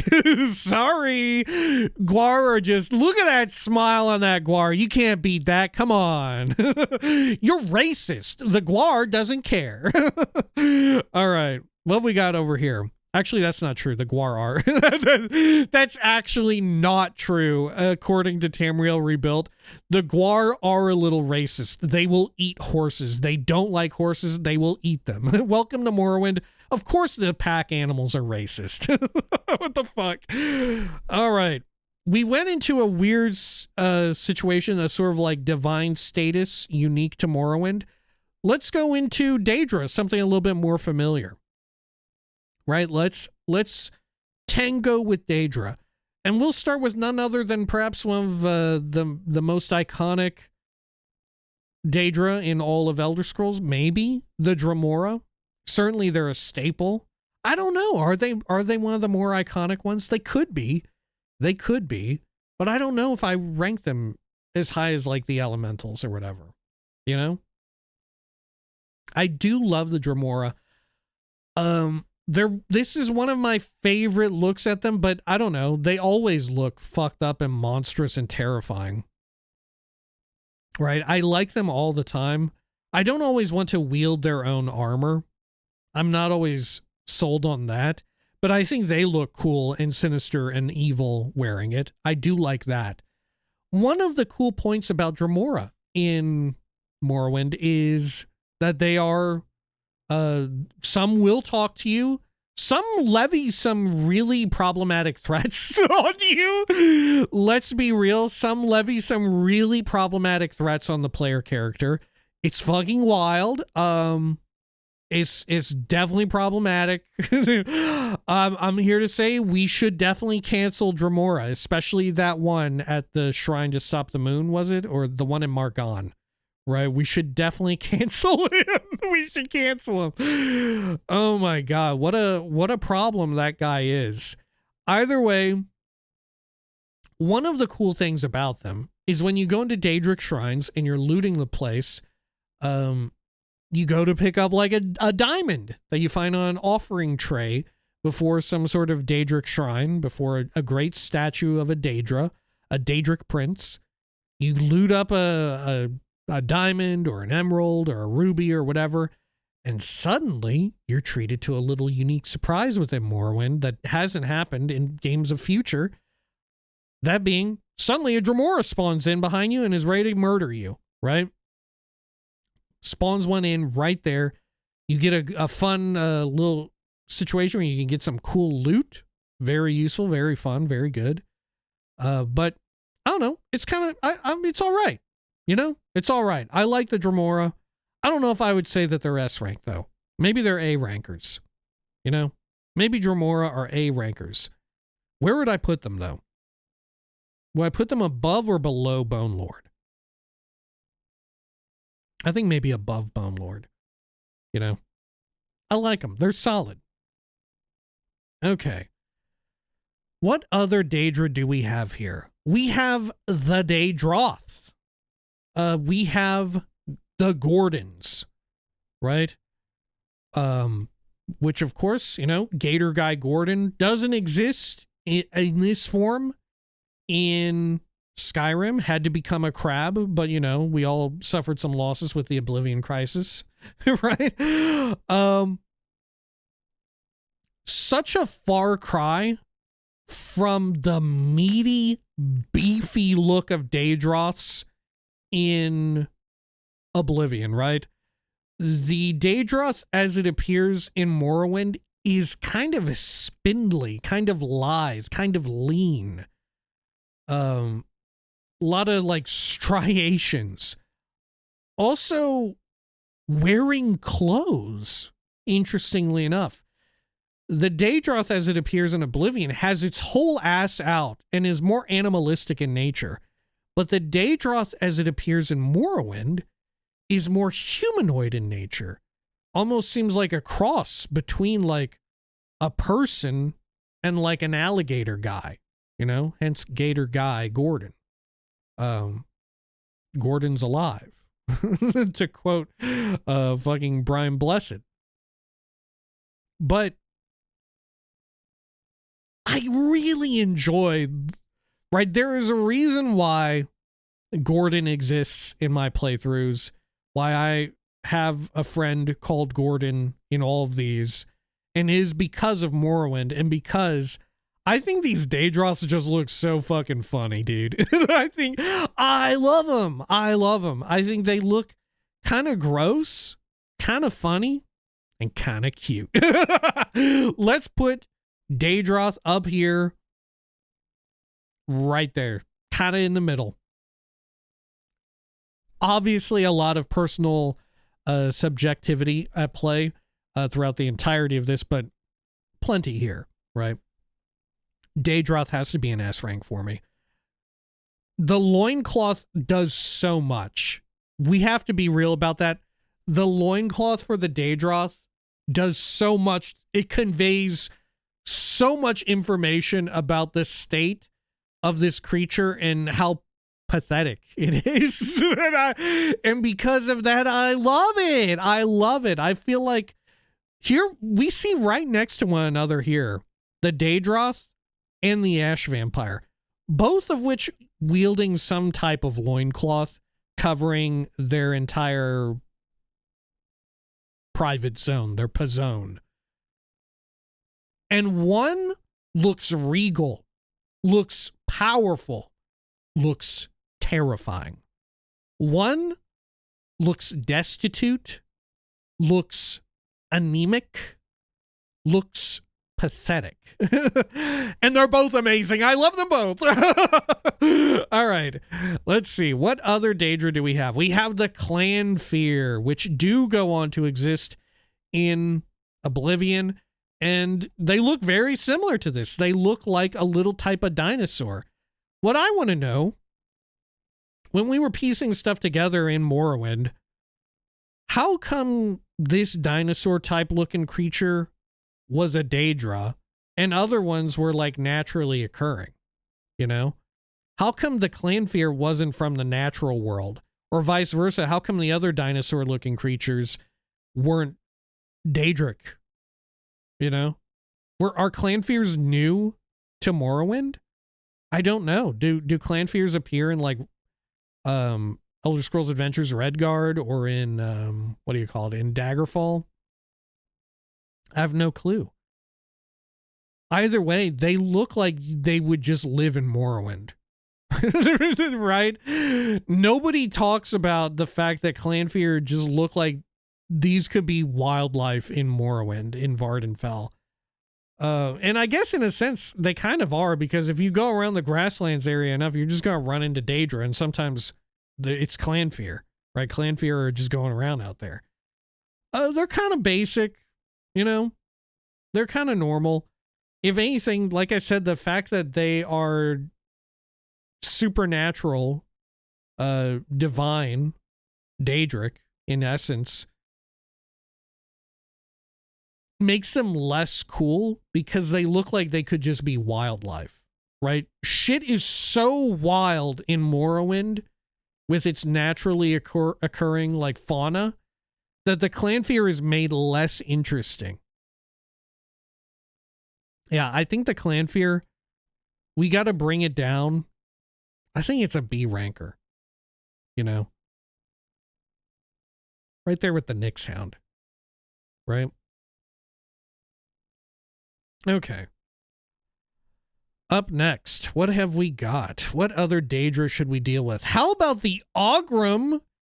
Speaking of stuff that chills out with Clanfears, how about the Ogrim? The Ogrim are so wild. I can only assume that they also appeared in like Elder Scrolls games past. Are Ogrim not? If Ogrim are new to Morrowind, that's mind-blowing me, because they look like something from out of Doom. Right? They look like a demon from Doom that the Doom guy would be shooting, and should have like that type of model from old school Doom. They should have like a 2D sprite. But what can you say? They're large, they're in charge, they got big horns, they got their nipples pierced. They are wild. It's so shocking to see them if you're so accustomed to the, quite frankly, very tame depictions of Daedra in Skyrim and even Oblivion, right? It's wild that Morrowind has more Daedra variants, or at least wild Daedra variants, than Oblivion, where the main focus is Daedra and that the fact that they're invading. Like, how are there more interesting like characters and stuff, more interesting models and meshes for Daedra here in Morrowind, right? It's wild. Either way, the Ogrim's all right by me. I enjoy it. I think it's kind of cool to see him lumbering around like that. They have, canonically, I believe they have like an interesting relationship with Clanfear, in that Clanfear are like subservient to them in some way, right? I forget the specifics of it.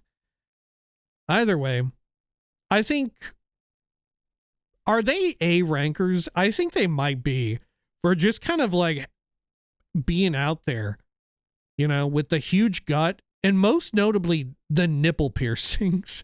The double nipple piercings are fucking wild. Yeah, I think we gotta give it up to the Ogrim. Shit's wild. Imagine fighting an Ogrim in a newer game where there's like more realized world physics and everything, and it does actually feel like this enormous demon is like bearing down on you or some shit like that, you know, where like this it feels. Same goes for like the Steam Centurion, because you do get that in Skyrim, you know. Imagine. All right, now we have our sort of triumvirate of your usual elemental Daedra, your Flame Atronach, Frost, and Storm. The Flame Atronach, as it appears in Morrowind, is maybe my least favorite iteration of Flame Atronach. And I'm not just saying that because it doesn't look like a sexy fire lady anymore, right? Or doesn't yet look like a sexy fire lady. But I don't really get what's going on with it. It has like this metal like leotard going on, which I don't fully understand. It's got these like wild straps. It looks very unique. I'll give it that, but I don't know if I like it. It has like this strange mask on it that is made of metal where it can see out of these like eye slits. And most strange of all is it has like a big like unicorn horn on that helmet. Why? Why do they look like that? What is going on with them? I don't get it. I think they're not fun to look at. I think they're kind of disgusting. I don't really enjoy them. My least favorite Flame Atronach, I gotta give them a C rank. I'll give them a high C rank just because they look so fucking weird. But it's weird in a way that I don't get it. You know? I don't get it. What are you doing? Maybe there's something about it that, like I said, I specifically don't understand. Now, what I do understand is the Frost Atronach looking like a fucking WWE wrestler, right? That is wild that they gave him, that for some reason the Flame Atronach, they kind of did an inversion, you know, in future iterations where the Flame Atronach doesn't or scarcely has a face. However, the Frost Atronach and Storm Atronach here in Morrowind very much do. They very much do have faces. And this is maybe the wildest Frost Atronach we've ever seen, I think, right? Especially compared to the Oblivion and Skyrim versions where they kind of just look like an iceberg with arms and legs, you know, like a big walking around chunk of ice. They look kind of inhuman, and it's kind of cool in that way. But there's something to be said for this, like, WWE wrestler looking motherfucker wearing, like, the little briefs, got the, like, calf high boots, kind of, like, stuck to their calves and all of that. They got some, like, bracers on. They got some spiked padding.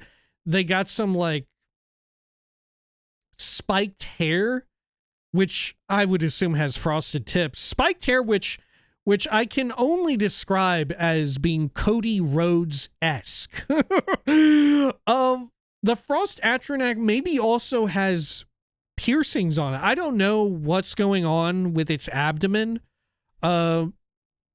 Because who can really tell, because you're so distracted by the fact that it has a face like a guy. Or perhaps you're distracted by their little boots or their little underwear, right? But they have a face like a guy. I think it's wild that they look like this. And because of that, they're such weird freaks. I'm going to put them pretty high up because they look so fucking weird. Like, their body is absurd. Their body is ridiculous. What were we doing? Why did we associate this with like a Frost Atronach? What does this have to do? Like when someone was coming up like, yeah, cold, frost, ice, snow. an elemental that resembles that, and they came out with this guy. They made him look like this. What were you thinking, man? That's wild. That's so wild. That makes zero sense to me why they look like that. And because of that, I got to give them a high A. You know, I don't think they quite make it into S because it's so ridiculous. It doesn't make any fucking sense. But the fact that they look like that is so fucking weird. Why do they look like that? Why? Is it a holdover from like Daggerfall or Arena or Redguard or something like that? And if it is a holdover, why did they look like that there? Why did they look like that in those games? Somewhere down the line, the jump between Morrowind to Oblivion, they figured out like, oh yeah, they should probably look like a big, weird, shaped, headed glacier. You know, that's cool. That makes sense for them. But what happened here? Why does the Frost Atronach look like that? I want to know so bad. Every time there's some sort of interview with Bethesda, someone who worked on Morrowind, whether it be Todd Howard or anybody who, especially anybody who did like the art, please ask them, why did the Frost Atronachs look like that? Why do they look like that? And if it's meant to be an homage to games prior, why did they look like that in games prior? I don't know what they look like. All I have to go off of is the Morrowind shit, and this is wild, dude. Why are they like that? It's such a wild pick. It is such a wild. What does that have to do with Frost? Is it because of like the popularity of Stone Cold Steve Austin? Dog, he don't look like Stone Cold at all. At least my memory of him. I'm here like quoting all this like wrestling shit, and I've only absorbed it through osmosis from people in my life who like wrestling, or just so happens on social media. Oh, turns out a bunch of people who that I like that talk about video games. For some reason, there's a huge overlap with that in wrestling. And I've never in earnest watched wrestling once in my life, and yet I know all this shit, right? Right? I sound like I know what I'm talking about. I fucking don't. Maybe there is some guy in like the WWE or formerly WWF who looked like this, right? Was there a Frost man? Was there a snow guy? What the fuck? Why do they look like that? All right. Now something that makes a bit more sense, and you can see very easily the through line of the Storm Atronach, wherein you see the evolution of the Storm Atronach kind of looking like a bipedal dude here, but as you go and make the jump into Oblivion and into Skyrim, they become less and less looking like a person and more looking like an elemental, of just like a swirling dervish of like debris and storm lightning. My only question is, like, I get where this is coming from, and Morrowind definitely didn't start this trend, but what I want to do is use the Storm Atronach as another jumping off point to ask, why do they look like that? Right? It's not as extreme as asking why the Frost Atronach looks like that in Morrowind, right? But I want to ask, somewhere along the line, somewhere in history, somewhere in the world, society decided to make storm elementals have a bunch of rocks involved. Why? Why did we decide that storm elementals, lightning elementals, electric, or whatever the hell you want to call them, why did we decide that they would have a shitload of rocks? Are you a lightning elemental? Are you a storm Atronach? Or are you an earth Atronach? Huh?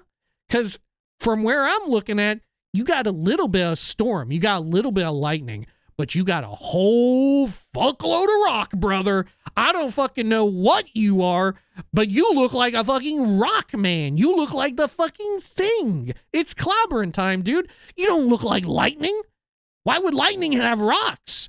At the very least, it would be metal, right? Wouldn't you think at the very least you would have maybe metal? Because at the very least, then I could understand the metal conducts electricity.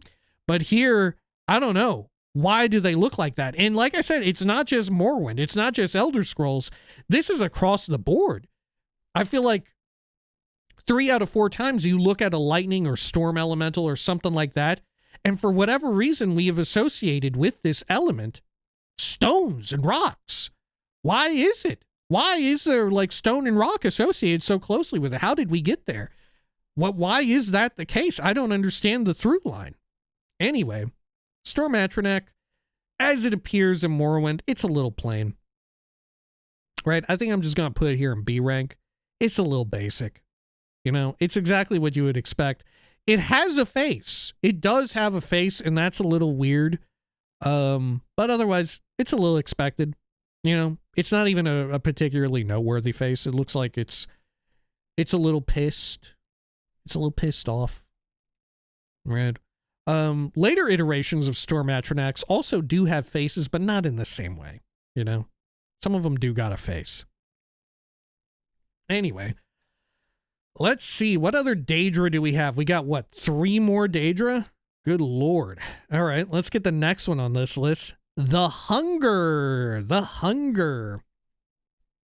A Daedra which also exists in Oblivion, thanks to the Shivering Isles expansion. And you finally get to see why they have such a pursed mouth ready, that looks like it's ready to be puckered up to suck on some sort of orifice that you've got. But as it turns out, the Hungers are shooting out a big old lick-a-tongue out of there like a fucking anteater, like a proboscis. They're shooting shit out of there like they're a damn mosquito ready to suck your shit right up. They are hungry for something. I do gotta say, I don't know if the Hunger is like a holdover from past Elder Scrolls. I would assume so, right? It looks like the type. It looks like it. But I do appreciate that the Hunger doesn't look like the Ogrim. You know what I'm saying? Where oftentimes you associate with hunger or gluttony or greed in such a way, like a big old fat dude or something, right? In this case, the Hunger, I guess you could argue it looks a little emaciated, so it's on that realm of things. But more so, the Hunger doesn't even, like, if you told me that that thing's called a Hunger, especially in Morrowind where you don't even see the tongue situation, I'd be like, oh, is it? I'd say, oh, that's a Hunger? I thought, oh, okay. Because this thing looks kind of like, it looks like some Hellraiser shit. It looks like this thing is going to arrive on the scene with a Cenobite. You know what I'm talking about?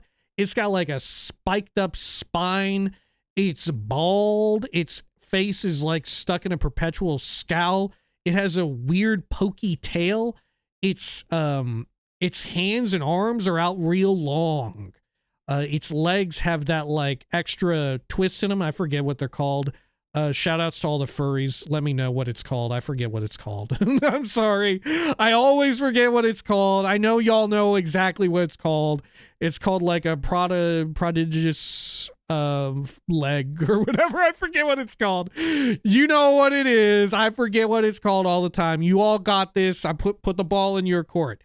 But it looks more like a horror creature. It looks like something that would be on, it would either be sadistic or masochistic, right?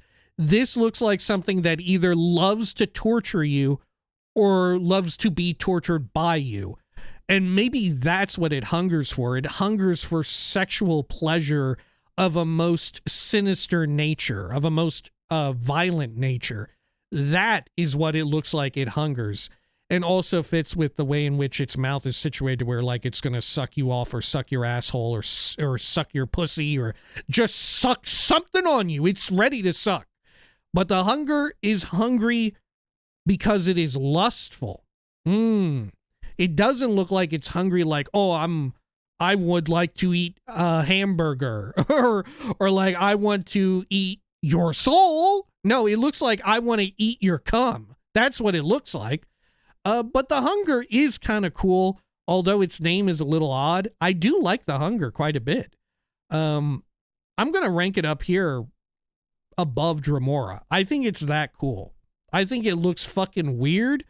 It sounds weird. It's just dope. I love the hunger. Like I said, I don't really get the name. I feel like someone came up with the name and then someone else had to come up with like, okay, yeah, why is it a hunger? Yeah, they're always hungry.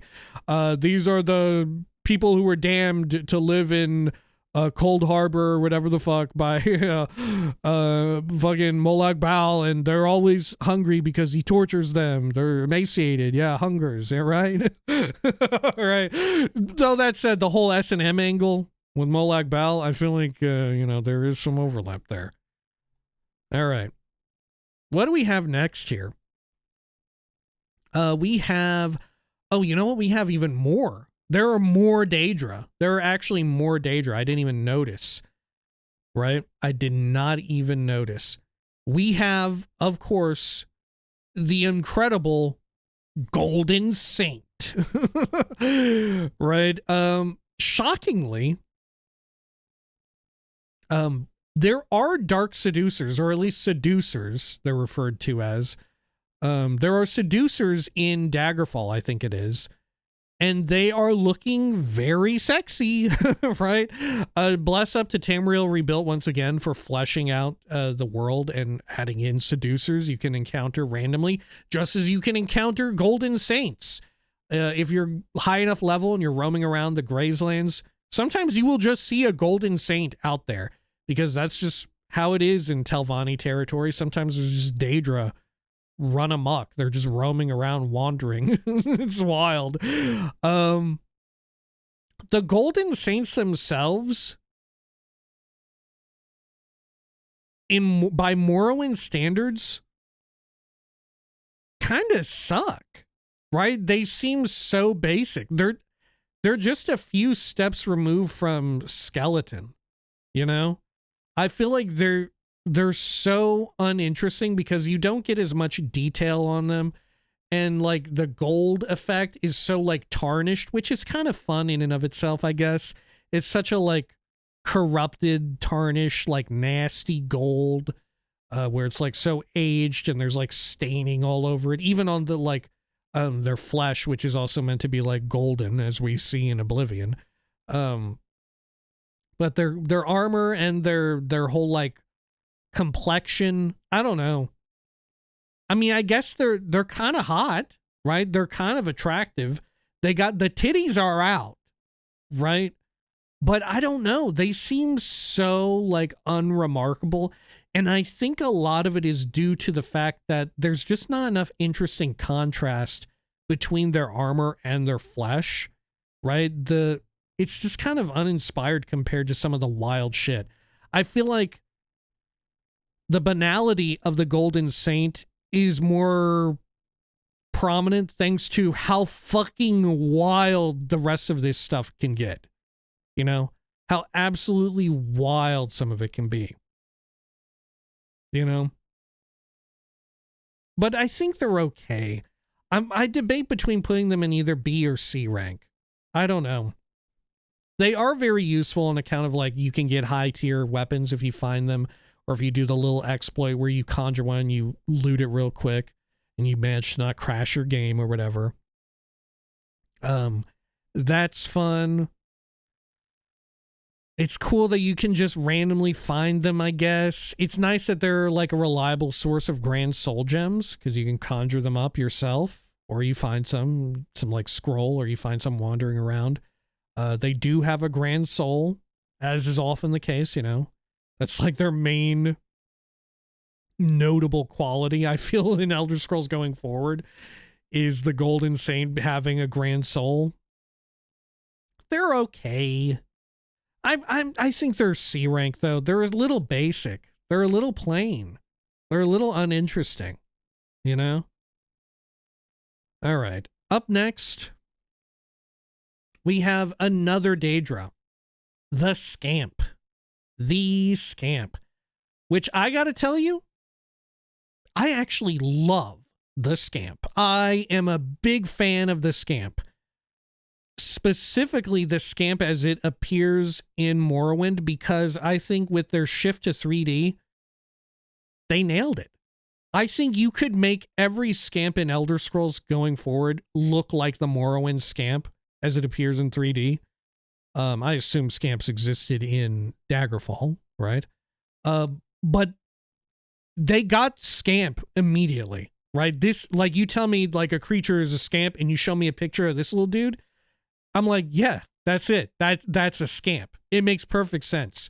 It's the complete opposite of the Hunger, where you tell me that's a Hunger, I'm like, oh, is it? You tell me, you don't even need to tell me. I'll be like, look at that little Scamp going around. And you're like, well, you called him a Scamp? Guess what?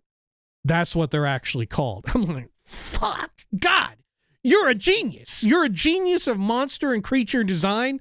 The Scamp is perfect. They have that, like, the pants situation where it's actually like a shitload of pubes from the waist down all the way to like their ankles, where it's just like loads of hair and fur or whatever the hell, right? The pubage is going ridiculous, kind of like a what were they called? Like not a centaur, but a satyr, a satyr. What are they called?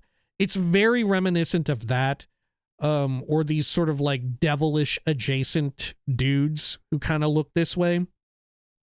But, how come I got a little load in there? That's probably fine. But the Scamp, I think it's perfection. I think they look exactly what you would want. The facial expression that is always on them is also perfect, I think. They always look a little like, they're a little miffed. They're a little discontent with their status in life because you're just a fucking Scamp, dude. Right? What else do you want? You're a little guy. You're just a little guy. And even better is the noise that they make. We haven't spoken too much about the noises of these creatures. We've touched on a little bit here and there.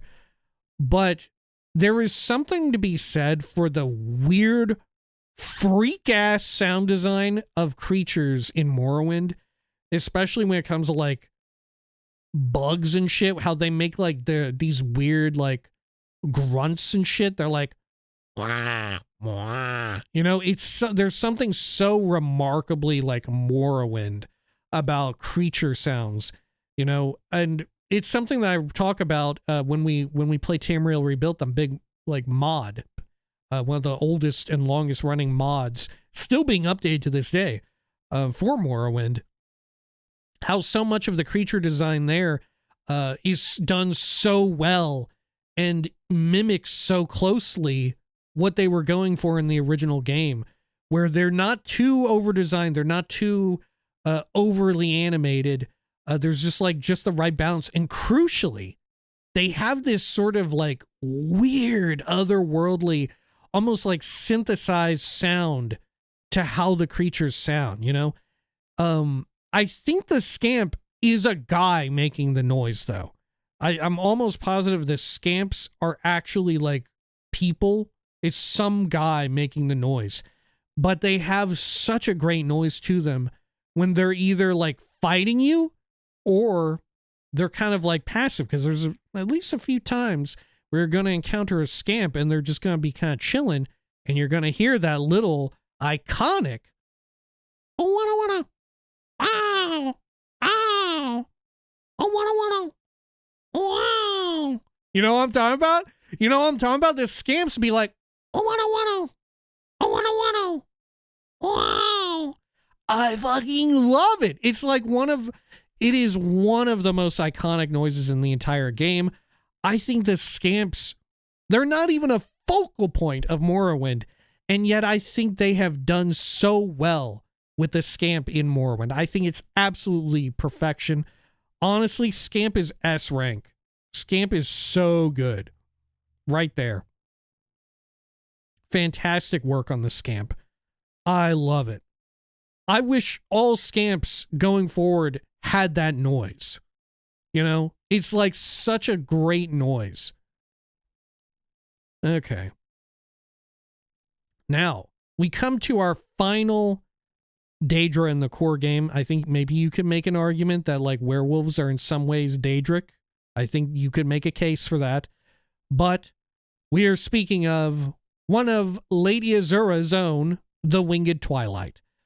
You would think, right? Gentle viewers, you would think that given the fact that this is the Elder Scrolls 3 Morrowind, and there is such a focus on Lady Azura, the Daedric prince of Twilight, Moon and Star, you would think that her own sort of slew of Daedra, or at the very least, or perhaps the most remarkable one, the Winged Twilight, even says Twilight right there in the name, you would think there would be more of a spotlight given to her and her ilk. Alas, that is not the case. Winged Twilight, they are very rare to come across in Morrowind. You would think they would be so much more prevalent, and yet they're so uncommon. It is absurd. You almost, it's like a rare, you probably when you play Morrowind, I think there's a chance for like 90% of the player base. The amount of Winged Twilights that you encounter in a playthrough, you could count on your fingers. It's 10 or less. That's how rare they tend to be.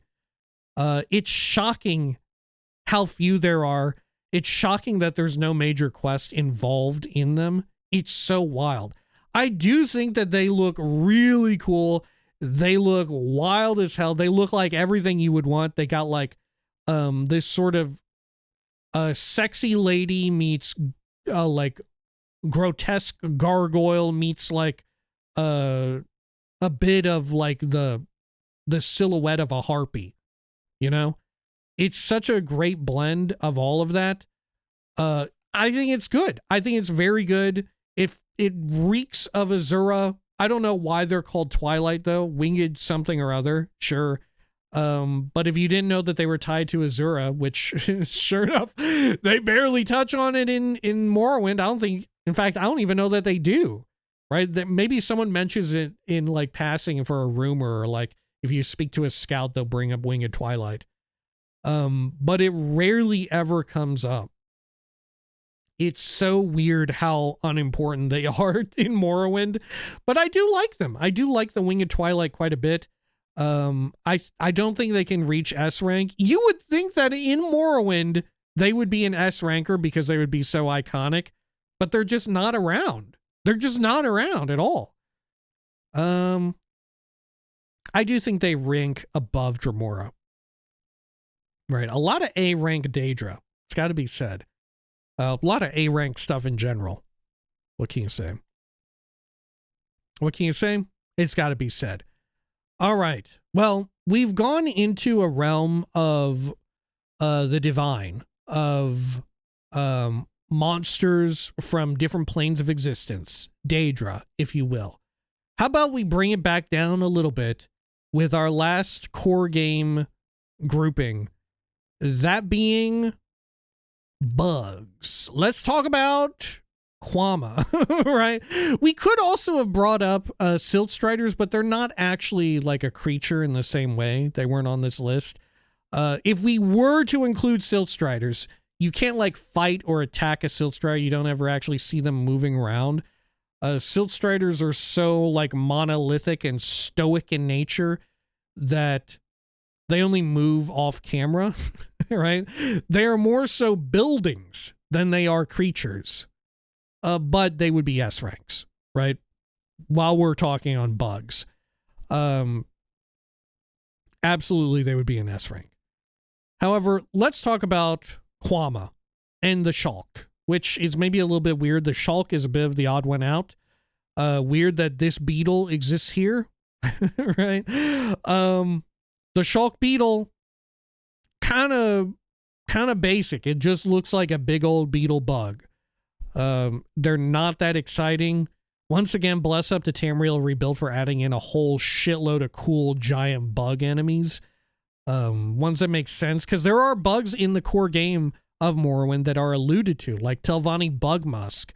It's musk derived from a bug, and yet we know for a fact they don't come from shulk beetles.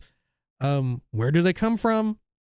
Who can say? Well, the people who have put together Tamriel Rebuilt can tell you exactly where they come from. Anyway, the shulk beetle itself, I think they're kind of cool. They're kind of cute. Like I said, they look very much like a regular ass beetle, just big as hell. They're very slow. They shoot like a red orange at you, which I don't think is fire. I think it's like a damage health or damage something about you. It's not terribly impressive. They're never like a huge threat in combat. But you know what is very cute? They're little whipping tendrils that they have. You can't hardly see it right here, but kind of like by the mandibles, there's two little tendrils kind of where you would expect their eyes to be, and they kind of like whip around a bit, and it's very cute. I like it a lot. I am something of a bug enjoyer, but I don't know if shulk beetle is that cool. I think they're a little B for basic, you know? If anything, you would expect like beetles and stuff to have completely subsumed rat, right? It would just be shulk beetles instead of rats. But there are rats and shulk beetles too. Yeah. I'll put them right there. They're okay. All right. Up next, we have the whole slew of Quama plus Scrib, which unfortunately Scrib doesn't get called Quama, even though it is, right? It is weird how that works, but we'll start off with the Quama Forager, right? We'll go through this. Here, I'll even move the Scrib over. There we are.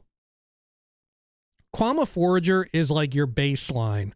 It's your, if Quama were a Pokemon, the initial evolution, starting evolution point is the Quama Forager.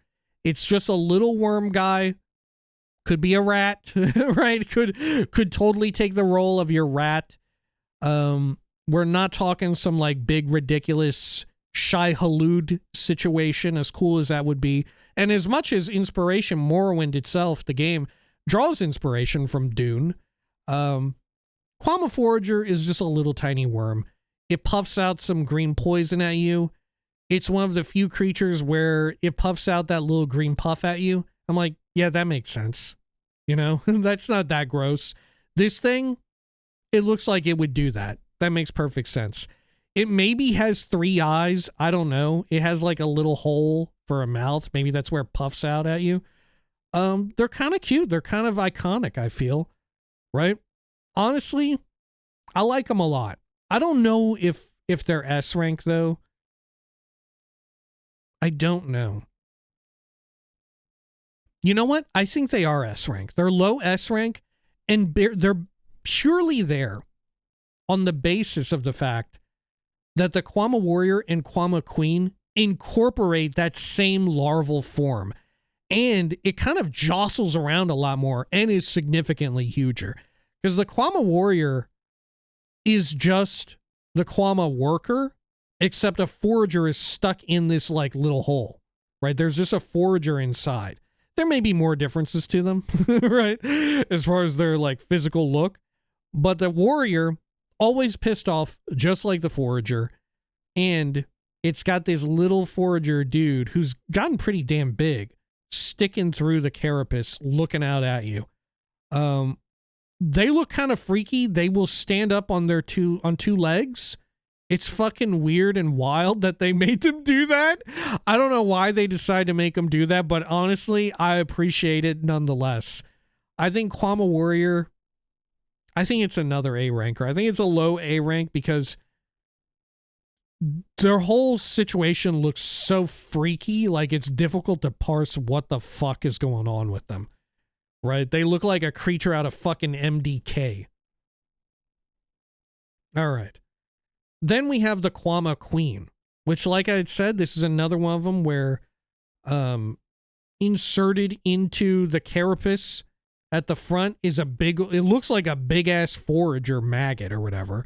And then it's got this big, huge ass that's like all blubbery and like flapping all around, and there's these little tendrils similar to the front of the shulk beetle, right? The little shulk beetle antenna.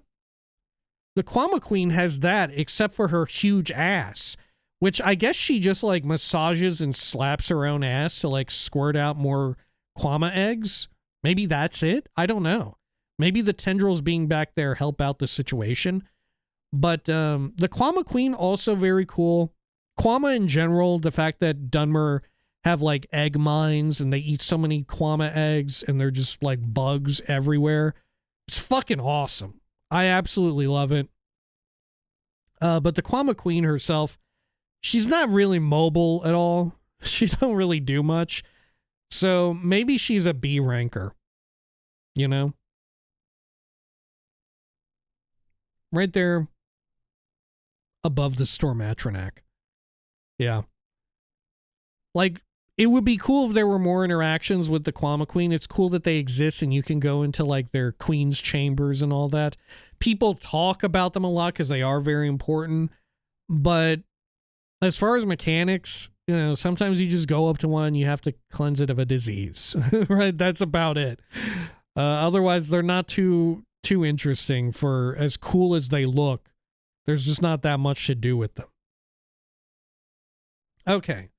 Up next, we have the Scrib, which is also a type of Quama, but for some reason doesn't have the like prefix of being called Quama Scrib.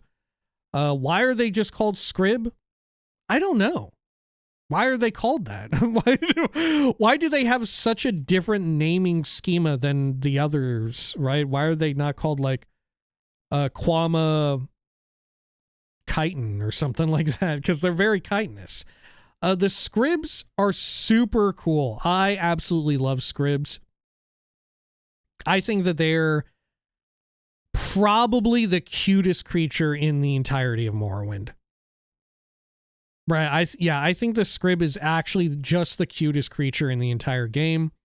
They're little bugs, but they have, similar to Guar, they have like a big head, they got some little eyes, and they have a mouth that seems to always smile at you. And Scribs are always 100% of the time initially peaceful. But the fun situation is, if you're a sick asshole and you're just getting started, if you're Neverine and you're rolling out and you go into like the swamps just outside of Saint Denis and you find a Scrib slamming its ass onto the ground, you can hear it going like, tunk, tunk, tunk, right? You go up and you try to beat the shit out of it. Chances are you're cruising for a bruising, because Scribs, although they do not do much damage and they do not have much health, they do have the ability to paralyze you for quite a bit of time. And when that happens, they have a 100% hit chance and they can fuck your shit up. And I absolutely appreciate that as a sort of situation where like the stove is on hot. Don't touch the burner. Don't hit the nice, kindly little Scrib that's just doing what it does. There is another peace-loving Quama, the Quama Worker, which we're going to get to, but it does look kind of scary. It looks scary. It has a giant hole up there. It's got a big, scary hole that looks like it's going to scoop you or like hit you like a fucking bulldozer or something. But the Scrib, it looks so peace-loving. You know, it looks like it just loves to chill. And I think you're a damn monster if your first instinct is to immediately go and attack one. I mean, sure, go and attack one eventually. But the first time you see one, you're like, I gotta kill it. You're going to Cold Harbor. All right. Scrib, S rank, cutest thing in the entire game, I think. Scrib and Guar, so fucking cute. Quama Forger also kind of cute, right?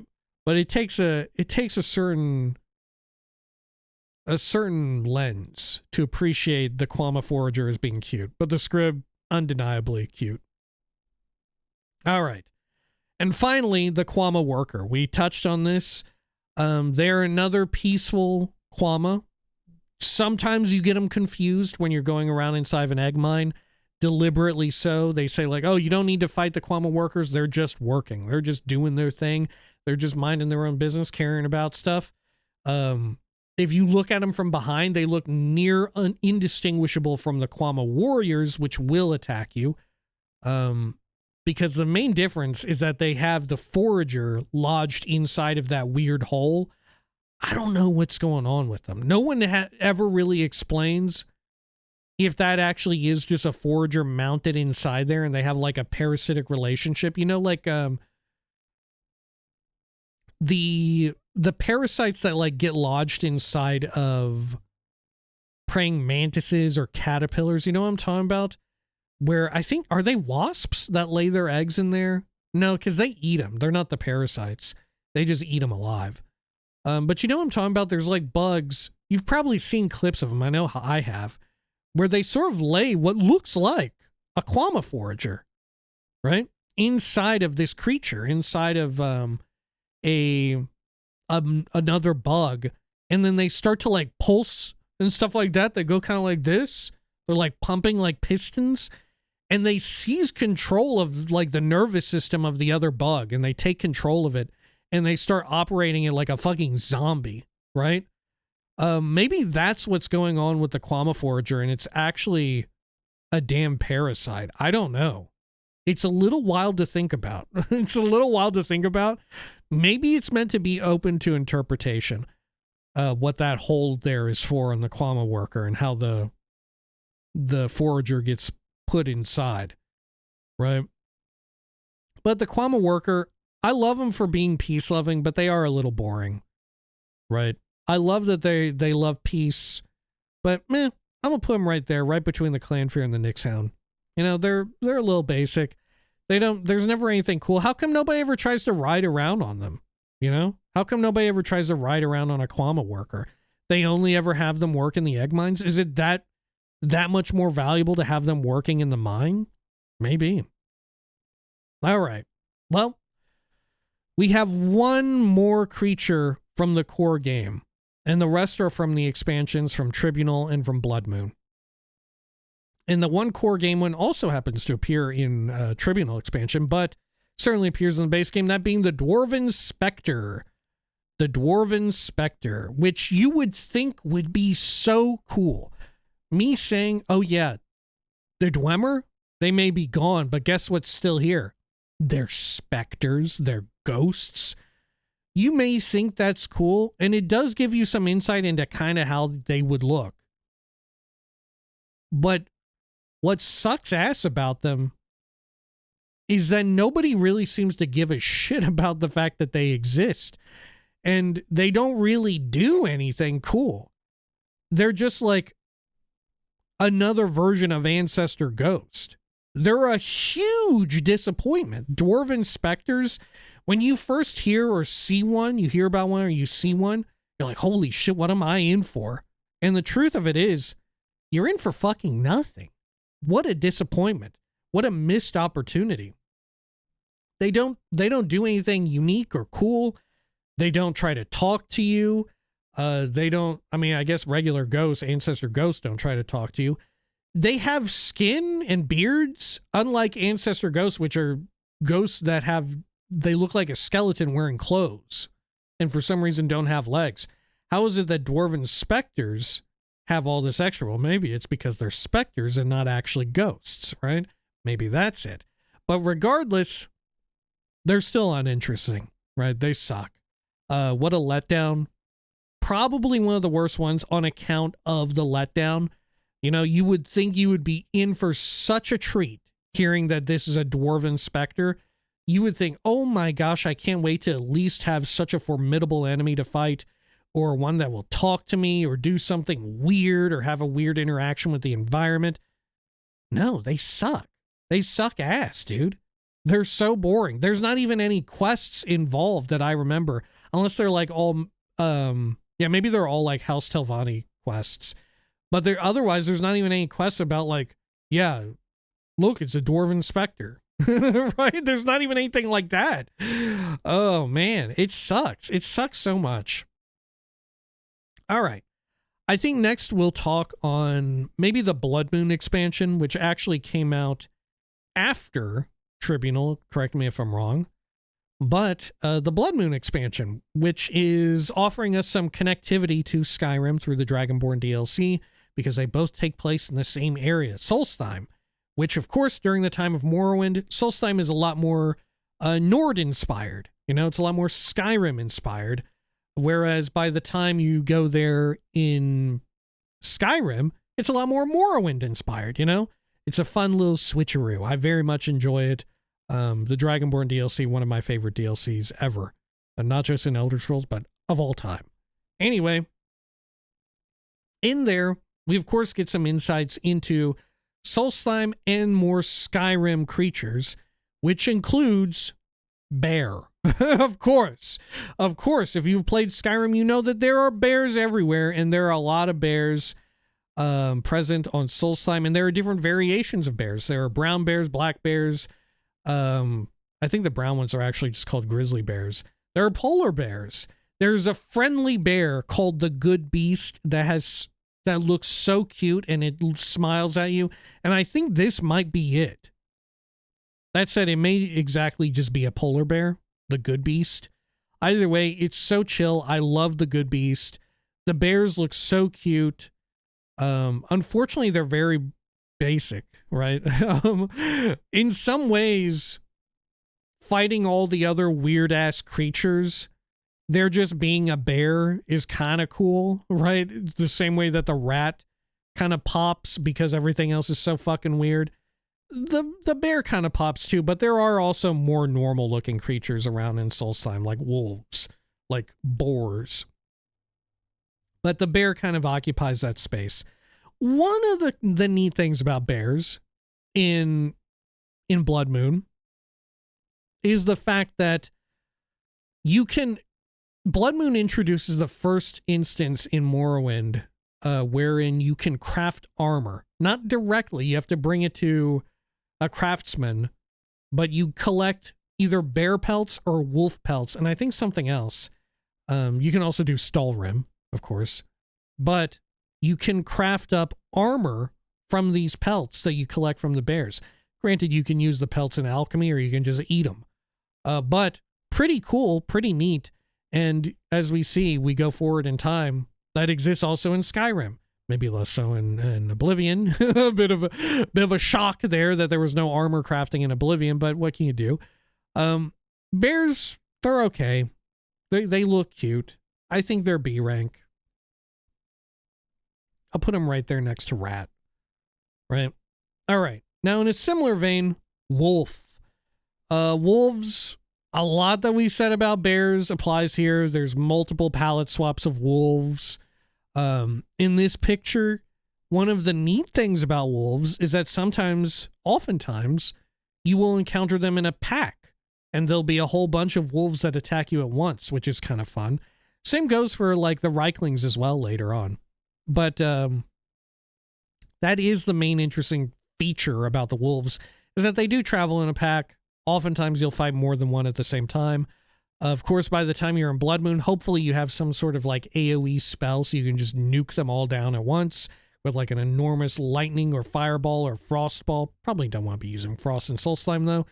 But it is what it is. They look less cute. They have less of a cute smile. It's hard to tell in this picture, but they don't look anywhere near as cute as the polar bear. Which, you know, of course, bear in mind that polar bears are incredibly vicious, monstrous beasts. Unless they're called the Good Beast and they're in Blood Moon, in which case they're super chill. But yeah, the wolf kind of sucks. It's so basic, you know? Like, it would be maybe more meaningful that they traveled in packs if you went there at an early level, but people even warn you not to go to Solstheim early on because it's a higher level area, right? So the odds of you going there as a low level and having to actually be wary of the fact that the wolves are in packs, super slim, and you're kind of like shooting yourself in the foot because you're not heeding the warnings of the NPCs who talk about the snowy island to the north. Anyway, there's also bone wolves, which are, they do not travel in packs. They exist mostly in the tombs. I believe they tend to give you diseases, but once again, chances are by the time you go there to Solstheim, you're already immune to diseases completely, thanks to Morrowind's main story quest, or thanks to being an Argonian. So that's not really much of a concern. I think that's also a concern with the Draugr, but like I said, ultimately not a concern. But yeah, bone wolves, they look gross. I guess they're more neat than regular wolves, right? They look more interesting. They're pretty rare, though. They're very uncommon, bone wolves are. I guess I'll rank them, yeah, bottom of B rank. They're okay. It'd be neat if they did more or whatever, but they're okay. They're a little fleshy for being called bone wolves, though. They have a remarkable amount of flesh, which I think elevates them to B rank over wolf, because they're not just a skeleton wolf, but they're more like a wolf with like, yeah, it's a bone wolf, it's a skeletal wolf, but it still has a bunch of clumps of flesh and fur still stuck onto it. It's fucking grotesque. In a good way. Now, speaking of having flesh still stuck to it, how about the Draugr? That's right. If you've only ever played Skyrim, you will be shocked to learn that, in fact, Morrowind, well, maybe even not Morrowind, but at the very least for me, Morrowind introduced Draugr to Elder Scrolls. Same spelling and everything. They occupy burial tombs, often guarding some Stalrim that you can mine up and make some cool stuff from. They look very different. They even have red eyes here, and they look very angry, right? They're less the decrepit undead. They're very powerful as well. They tend to be, because they're located in the Blood Moon expansion on Solstheim, they're a bit more of a powerful creature than the Draugr that you're accustomed to fighting in Skyrim land. But nonetheless, they're kind of a fun twist on just being a zombie, as per usual, right? I appreciate them. They're B rankers, I think. I'll put them right here. Right? They're all right. They're okay by me. Now, what else do we have? Oh, we have the Grawl. The Grawl are so weird, and they're decently uncommon. You fight them in a few places. I want to say that they're also in, like, they're in the northerly sections, as you can tell in the background here. I think, are there some in the glacier? The, like, ice castle or whatever it's called? I forget what it's called. Where you go to have the face-off with her scene during the Blood Moon. But they are very weird and freaky looking, like, ice pig people. I don't really like the look of them. They look so gross.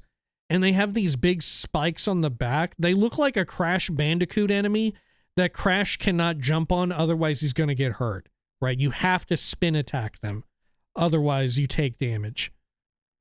But they are fucking weird. They are weird. Like I said, I'm just not a big fan of them. Maybe they're like meant to be a werehorker. Speaking of horkers coming up next. So maybe, I don't know. I guess I'll give them a C rank, a low C, but I don't really enjoy them at all. They're not pleasant to look at. They're not fun to fight. They're just kind of disgusting. Yeah. They look too fucking... I don't really enjoy pig enemies unless it is literally a pig, which is coming up here. All right. Now, something that is very cool, perhaps the cutest thing, even more cute, well, I don't know. Maybe the Good Beast specifically is the cutest thing in Blood Moon, but you got to give it up for the Horkers, which, if you're only used to playing Skyrim, you will think of Horkers as being walruses. You know, they look like walruses, but in Morrowind, in the Blood Moon expansion, they look kind of like sea lions or seals, but they have a mouth that can only be described as body horror. They have a mouth that looks like some sort of like nightmare fuel from one of the few terrifying parts of The Legend of Zelda: Ocarina of Time, right? The mouth is so fucked up and weird. It's disgusting. There is a very fun quest, part of the main quest in Blood Moon, where a whole bunch of Horkers are dead. And that is kind of funny, the way in which everybody is freaking out over the dead Horkers. And the fact that there's just a shitload of dead Horkers. And you can also find a whole bunch of them just like roaming around different places, as you would expect. I guess they're all right to just blast with some destruction magic. That's kind of fun. Just see them kind of like flop over to you. Because, of course, they are very slow. I don't think you ever fight any in the water, do you? I can't remember. I don't think they're aquatic in the same way that, like, slaughterfish are. Or at least you don't fight them in such a way. They're okay. I would probably give them an A rank, a low A. Yeah, I'll put them right here between the Bullnetch and the Ogrim. I think it belongs there. They're kind of cute, right? There's a certain disgusting charm about them. Okay.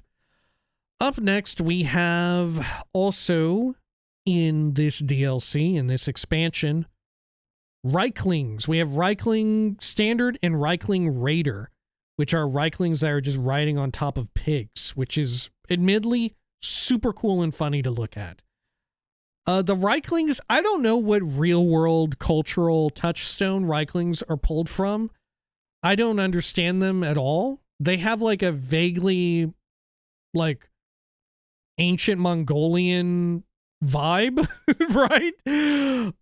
But otherwise, I don't really know what's going on with them, why there are little blue guys running around that are pissed and yell at you. But I think it's kind of cool that they do all that. I do kind of like them. It brings some weird Elder Scrolls shit to an otherwise mundane cast of creatures. The Reiklings, you got to give it up for them. I think they're A rankers. I'm going to put them right here in the middle of A. And like I said, the ones riding on the pigs, even cooler. I think we're going to give them slightly higher than the regular Reikling. They're so fun, right? Reiklings are super cool, and they have like lances that I believe you can wield the lance too, right? All right. Well, we ranked the ones riding the pigs. We may as well rank the pig. The tusked bristleback, which is kind of boring. It's right there. It's got to be a C ranker. It's a banal kind of creature. You can't even really use their stuff as their like hide for crafting armor in the same way that you can for wolves or for bears.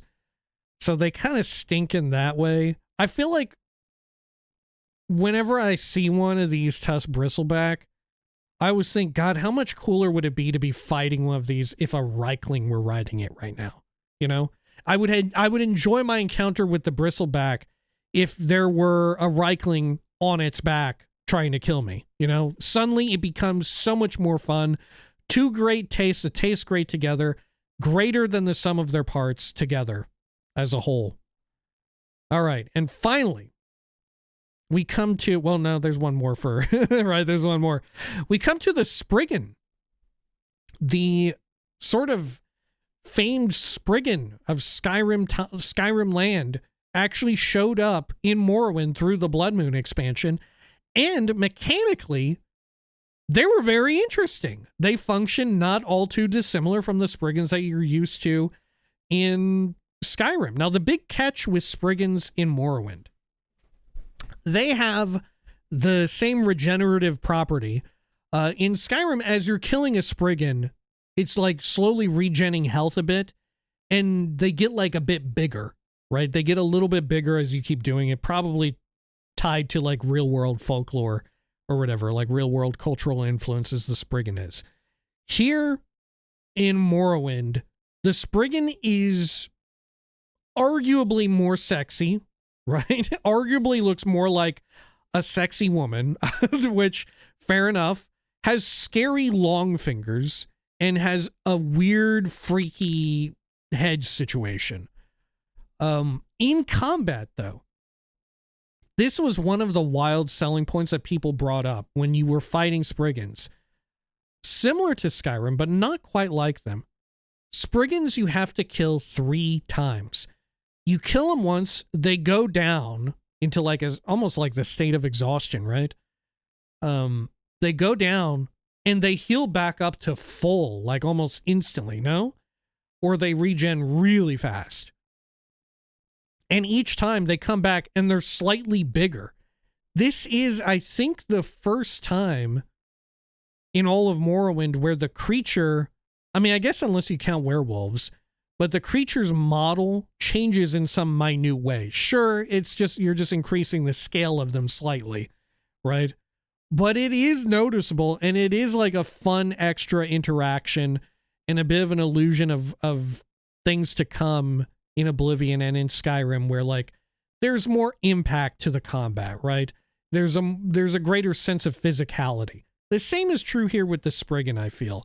And I think the Spriggan, they're kind of iconic, right? They're kind of iconic, and they got their start here. Shit, maybe they got their start in like Daggerfall, I don't know. But to me, at least, they got their start here. And for that, honestly, I think the Spriggan is like an S ranker, right? Especially because of the mechanical nature of them. Yeah, I think the Spriggan belongs right here between Scamp and Cliff Racer. I think they are a pain in the ass to fight because, like I said, you got to kill them like 3 times. It can be a pain in the damn ass to fight them, but I do really enjoy them. I think they're really good. And like I said, the mechanical, as minute as it may be, there is some mechanical intrigue to fighting them. I appreciate it a lot. All right. And finally, we have the werewolf, which I'm not a fan of werewolves. They do scare me, but I dislike them not in the sense that I would give them a D rank. I dislike them in the sense that like, oh, werewolves kind of scare me because I have, I saw some scary movies with werewolves in them as a child, and it sort of like ingrained itself into me slightly. So I still do have a bit of a penchant to be more scared by a werewolf than anything else, right? And they do look scary. Werewolves do be looking scary. This one, the ones in Blood Moon, definitely haunted me as a child. I got way too scared of the main story quest in the Blood Moon expansion to continue on. I had to like reload a previous save because it just scared me too much. Werewolves going around, fucking scary. Other point is that in Blood Moon, some of the werewolves, especially at the end, there's a shitload of them. And they can get exceedingly powerful. When you're going through like the werewolf gauntlet at Karstag's Glacier or whatever it's called, I forget.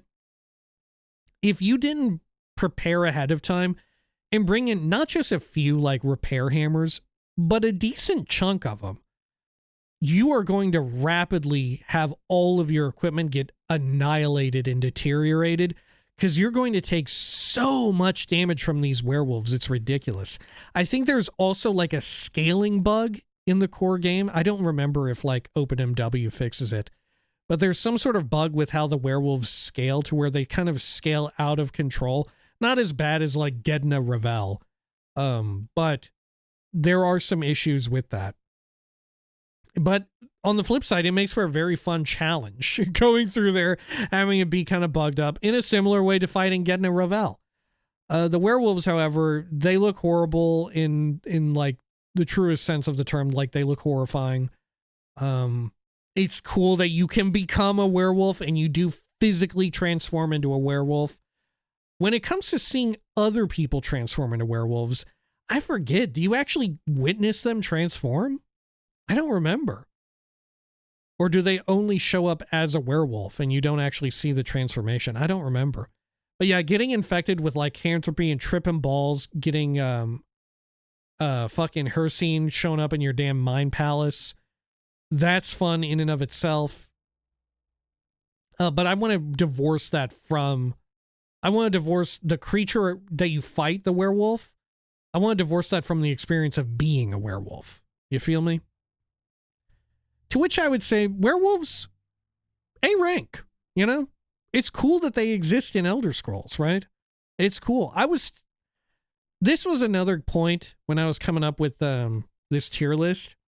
there was a big question on my mind, like, should I have werewolf be on here and vampire? You know, does vampire count as a creature? And I feel like no, because vampires have like the same model as a person. Their texture and all of that changes, like they get a different face and all that, and they sound different. Certainly the stats are different, but effectively it's the same mesh. Whereas the werewolf, completely different mesh, you know? I feel like that's the distinction. That was my dividing line. Anyway, let's head on over now, finally, to the Tribunal expansion, where we're in Mournhold, a more urban landscape, also some subterranean stuff. We are dealing with, initially, a bunch of gobos. Finally, a generic fantasy enemies such as goblins appear. And there's just basic goblins. There's goblin officers, goblin war chief, not all too dissimilar from the goblin situations you encounter in Cyrodiil, in Oblivion. I do really like the look of the basic goblins, and I don't think they're quite as fun as the basic goblins and all of that from Oblivion, because the basic goblins in Oblivion sound absurd. I love them. But in Tribunal, they are quite a damn threat. They're very fucking beefy and tough to kill, especially if you go in there undercooked and unprepared for the challenges that await. The various goblin enemies are quite tough. I do think the standard goblin is my favorite look. You know, I feel like the goblin officer and war chief are maybe a bit too over-designed, whereas the standard goblin, I really like the look of like the goblin equipment and the goblin shield. How it looks almost like a bunch of bones, like a rib cage or something. I don't know. I enjoy it a bunch. But yeah, the goblin officer and war chief, they kind of have like a Wolverine claw weapon. I don't know. They got horns and stuff. They're too over-designed, you know? I appreciate him. Like, I'm not going to give him like a really low rank, but I do like the goblin. I think regular goblin, it's a low A. I like the regular goblin. Whereas the other two, they occupy a very similar space. Like I said, they look slightly different. The officer and war chief look very similar to one another. They look very different from the standard goblin. But the two of them look similar to one another. And like I said, I'm just not a fan of the over-design on them. They're very top-heavy as well. The Goblin War Chief is definitely skipping leg day. What can you do? I just don't like the design of them. And I think maybe it's because I've become, like, the official Elder Scrolls Goblin is how they look in Oblivion, in Cyrodiil. And these are not quite that. But I do appreciate that in Oblivion, they got it, right? They got there. They locked in on what a goblin ought to be doing and looking like, and I'm glad for it. But because of that, I think maybe I'll give them like low Bs. And the Goblin War Chief is my least favorite of all. They're formidable in combat, like I said, but I just don't like the design of them. Up next, we have the Durzog. The Durzog is, I don't know what the fuck they are. They're like dinosaur lizards or something, but they hang out with the goblins. I think some of the goblins can like, they say that they like ride them, but I don't think you ever see that, do you? Yeah, I don't know that you ever see them ride them like the Reiklings ride the pigs. Either way, the Durzogs are like pets of the goblins. They hang out with them. How come there are no Durzogs in Cyrodiil? Who can say? I'm assuming it's because Durzogs are like indigenous to Morrowind. So it just so happens that the type of goblin in Morrowind happens to have like domesticated Durzogs. The Durzogs themselves look okay. I don't know. There's something about the Durzog that I just don't vibe with when I vibe with stuff like the Nixhound a bit more. You know? Why do I not like the Durzog as much? I don't know. Maybe it's because it seems too much like a realistic animal, right? It seems too close to like a dog or hound or whatever. it doesn't seem as like otherworldly as something like a Nyx Hound or even an Elit, right? Yeah, honestly, I hate the Durzogs. I fucking hate them. If I put the Durzogs way down there. All right, let's go. Speaking of things that are a little bit more basic for whatever reason, the Lich. There are some notable Liches. I think there's like, what, 2? There's one wearing armor. It has a unique name, so I didn't include it here. There's also Gedna Relvel, who also looks exactly like a regular Lich. But crucially, he's prone to being bugged. Once again, I think maybe OpenMW fixes Gedna Relvel. But Gedna Relvel is probably the most infamously bugged, like, pseudo-boss type character in the entire game, because she will continually... Well, first of all, she's very hard to fight, because you have to go through a weird esoteric quest to even, like, reveal her. And she's, like, prone to being bugged, to where she has like exponential and limitless scaling alongside the player. So the higher level you are, the more she's going to scale up, and her scaling works in some exponential way to where she will have shitloads of health and deal shitloads of damage in melee. Obviously, if you still have her early on, won't be that big of a threat. And also early on in the fight, when she's still casting magic at you, that's when you strike, right? Because you can absorb the magic hits, because those don't scale. But because her attributes like strength and all of that scale upward, once she starts doing non-magic attacks on you, you gotta watch out, because you can just get one shot, assuming you had the good fortune to have a bugged battle. In Morrowind Mondays Volume 1, we battled a super bugged version of Gedna Relvel at like level 60 something. It was wild. It was very difficult. I think the only way in which we were able to beat her was to activate Ancestor's Spirit to just avoid all of the attacks through Sanctuary, and to like pummel through her enormous health pool by just drinking shitloads of alcohol, which also meant that we were just flying through durability on equipment, on weapons.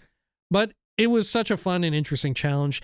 Liches themselves, though, Gedna Relvel aside, the other one aside, Liches are kind of basic, right? They're kind of basic. They're like, as far as character design, they're like Bone Lords, but not cool, right? You had something cool. You were cooking with Bone Lords, and then you just had basic Lich. It's kind of fucking boring, dude. Like, I appreciate the like kind of banality of evil, as it were, but I don't know. They're right there next to like the Ancestor Ghost and Golden Saint. They're kind of plain, right? The regular Lich. When you have Bone Lord, come on, Bone Lord is so dope. And then you just have a basic ass Lich. It's like a downgrade. All right. Up next, we may as well cover maybe the cutest creature in all of Tribunal, that being the pack rat, which is very similar to a regular rat, except it's friendly to you, and it will carry your stuff. This is the first instance of, well, I don't know. Does it exist in Daggerfall or like Redguard or something like that? At least for me, and they sort of skip it in Oblivion and get back to it in what do you call it, in Skyrim. But the pack rat is sworn to carry your burdens. You buy a pack rat and it will carry your stuff around. You can store stuff on it and it will squeak and run around with you and all that. You can buff up its stats and heal it. And unfortunately, it can also die, right? So it's not a great companion to have. There is actually a mercenary that you can hire who will follow you around, and you can give him equipment and all of that. And he'll try to use the equipment and all that, and you can tell him what to use. I think he even smartly will use healing, but I can't remember. Either way, the pack rat, as cute as it is with its little like bundle, its little sleeping bag, its little bags and stuff, it's so cute to see. You can't help but want one, but you are ultimately stricken with grief as if you decide to have it actually do its job and like go around and accompany you, you're stricken with grief as it very quickly dies in combat. It's so sad. It's probably one of the first signs that sent BGS down the trajectory of making like essential NPCs who couldn't die, in particular followers and companions eventually who would be unable to be killed, because people really enjoyed like having a mercenary or having a pack rat with you. And it kind of sucks when they die because almost everyone is going to reload the damn save. So at a certain point, you may as well like cut to the chase and just make them unkillable. Make it to where they get downed and out in combat. Because no matter what, like 95+% of your player base, if their companion genuinely dies in combat, very few people, especially on a first playthrough, are gonna want to keep that. You're gonna want to go back to a point when they were alive. Such is the case for the pack rat, but it's fun to see it in such a like progenitor form, you know? And for that, you know, I gotta give it a B rank at least. It's cute, right? The pack rat is pretty cute. Put it right there next. Yeah, it's slightly above regular rat because it's just a little extra cute. It's Karen stuff. All right, up next we're coming up on the close of this. My God, my voice is literally starting to get a little hoarse. We've got the hulking fabricant and its companion, its compadre, the not venomous, but verminous fabricant. A common mispronunciation or misread to call them venomous fabricants, one which I too am guilty of, calling them venomous rather than verminous. Verminous being like they are of vermin, you know, they are like a vermin. These are fucking wild. These are supposed creations of Sotha. They are made from, I believe, the Clockwork City, aren't they? I forget the exact specifics of it, if it's Sotha or if it's Almalexia. Regardless, they attack the city. It's a big spoiler moment, but you know, the game's like very old. So the game's over 25, going on 25 years. Regardless, they are super weird and freaky, and it's wild to see them when they show up. It's super shocking. It's kind of a fantastic moment, honestly, when they show up and start to attack. Yeah, it's pretty damn cool.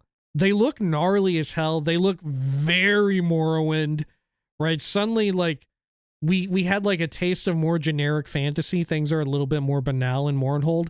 And then suddenly the weird shit starts seeping back in. With the rise and appearance of these fabricants, which are biomechanical monstrosities, right? They're both fleshy and they have like a mechanized aspect to them. Like I think you can see easily on the hulking fabricant here. Oh, let's see if I can zoom in even more on this. Yeah, you can kind of make out the parts that are more mechanical on them, right? The verminous fabricant, honestly, kind of evoking a lot of Periite, right? How's that work out? But either way, I don't really know what the fuck they are. The verminous one looks very Periite in nature. The hulking one, I have no idea. It looks like a fucking Zerg unit. But I do love them, and like I said, the time in which they appear in that DLC, in that expansion, is very good. I think they're both A rankers, right? I think they're both A rankers. I would put them...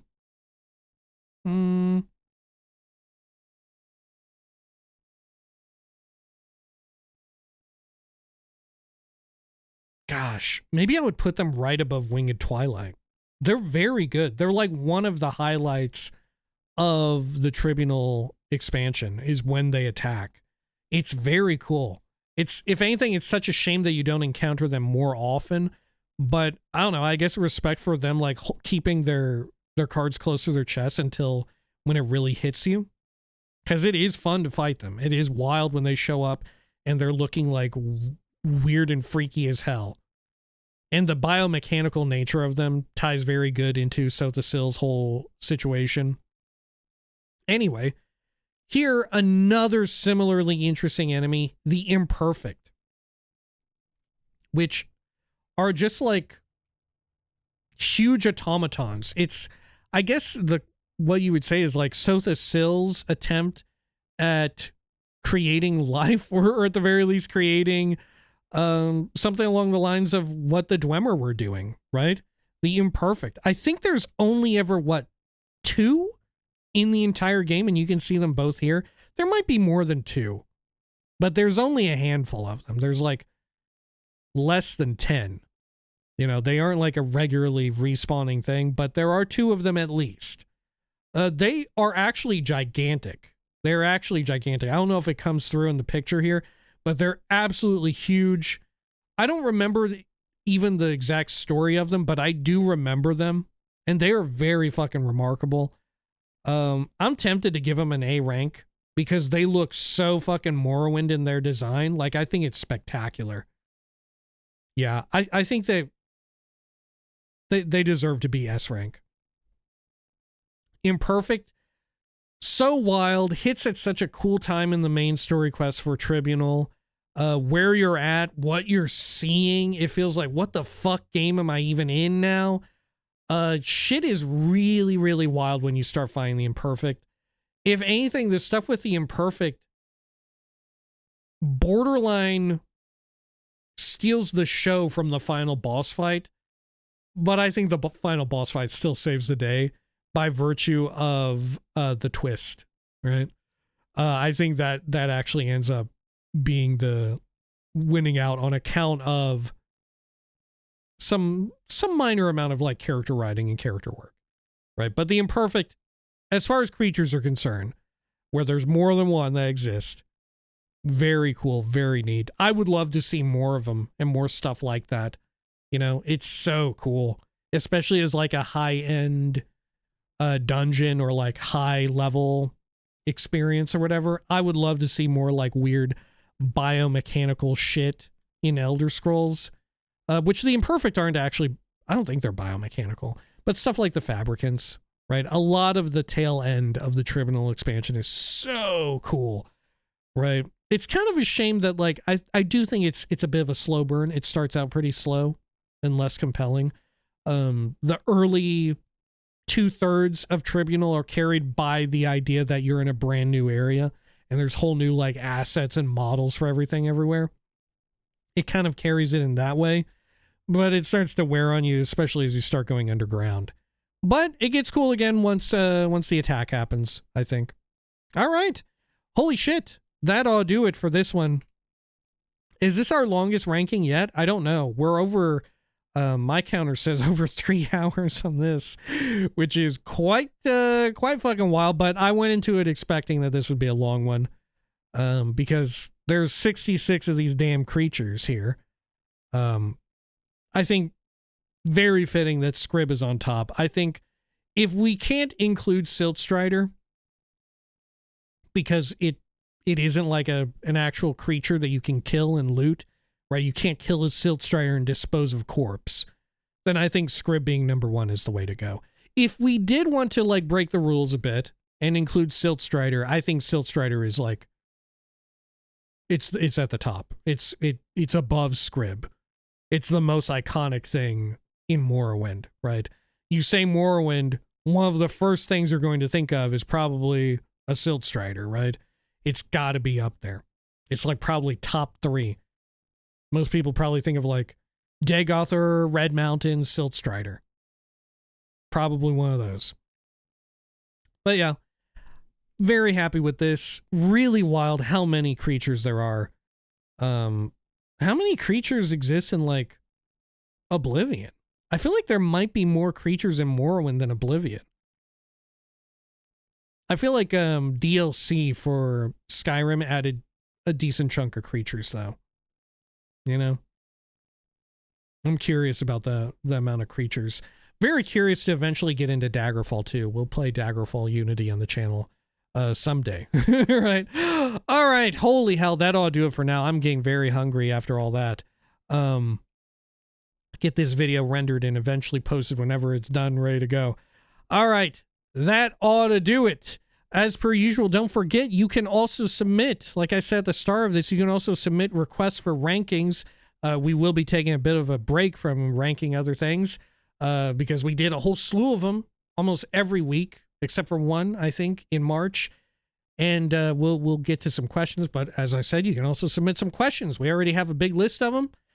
And that ought to do it. Until next time, please take care of each other.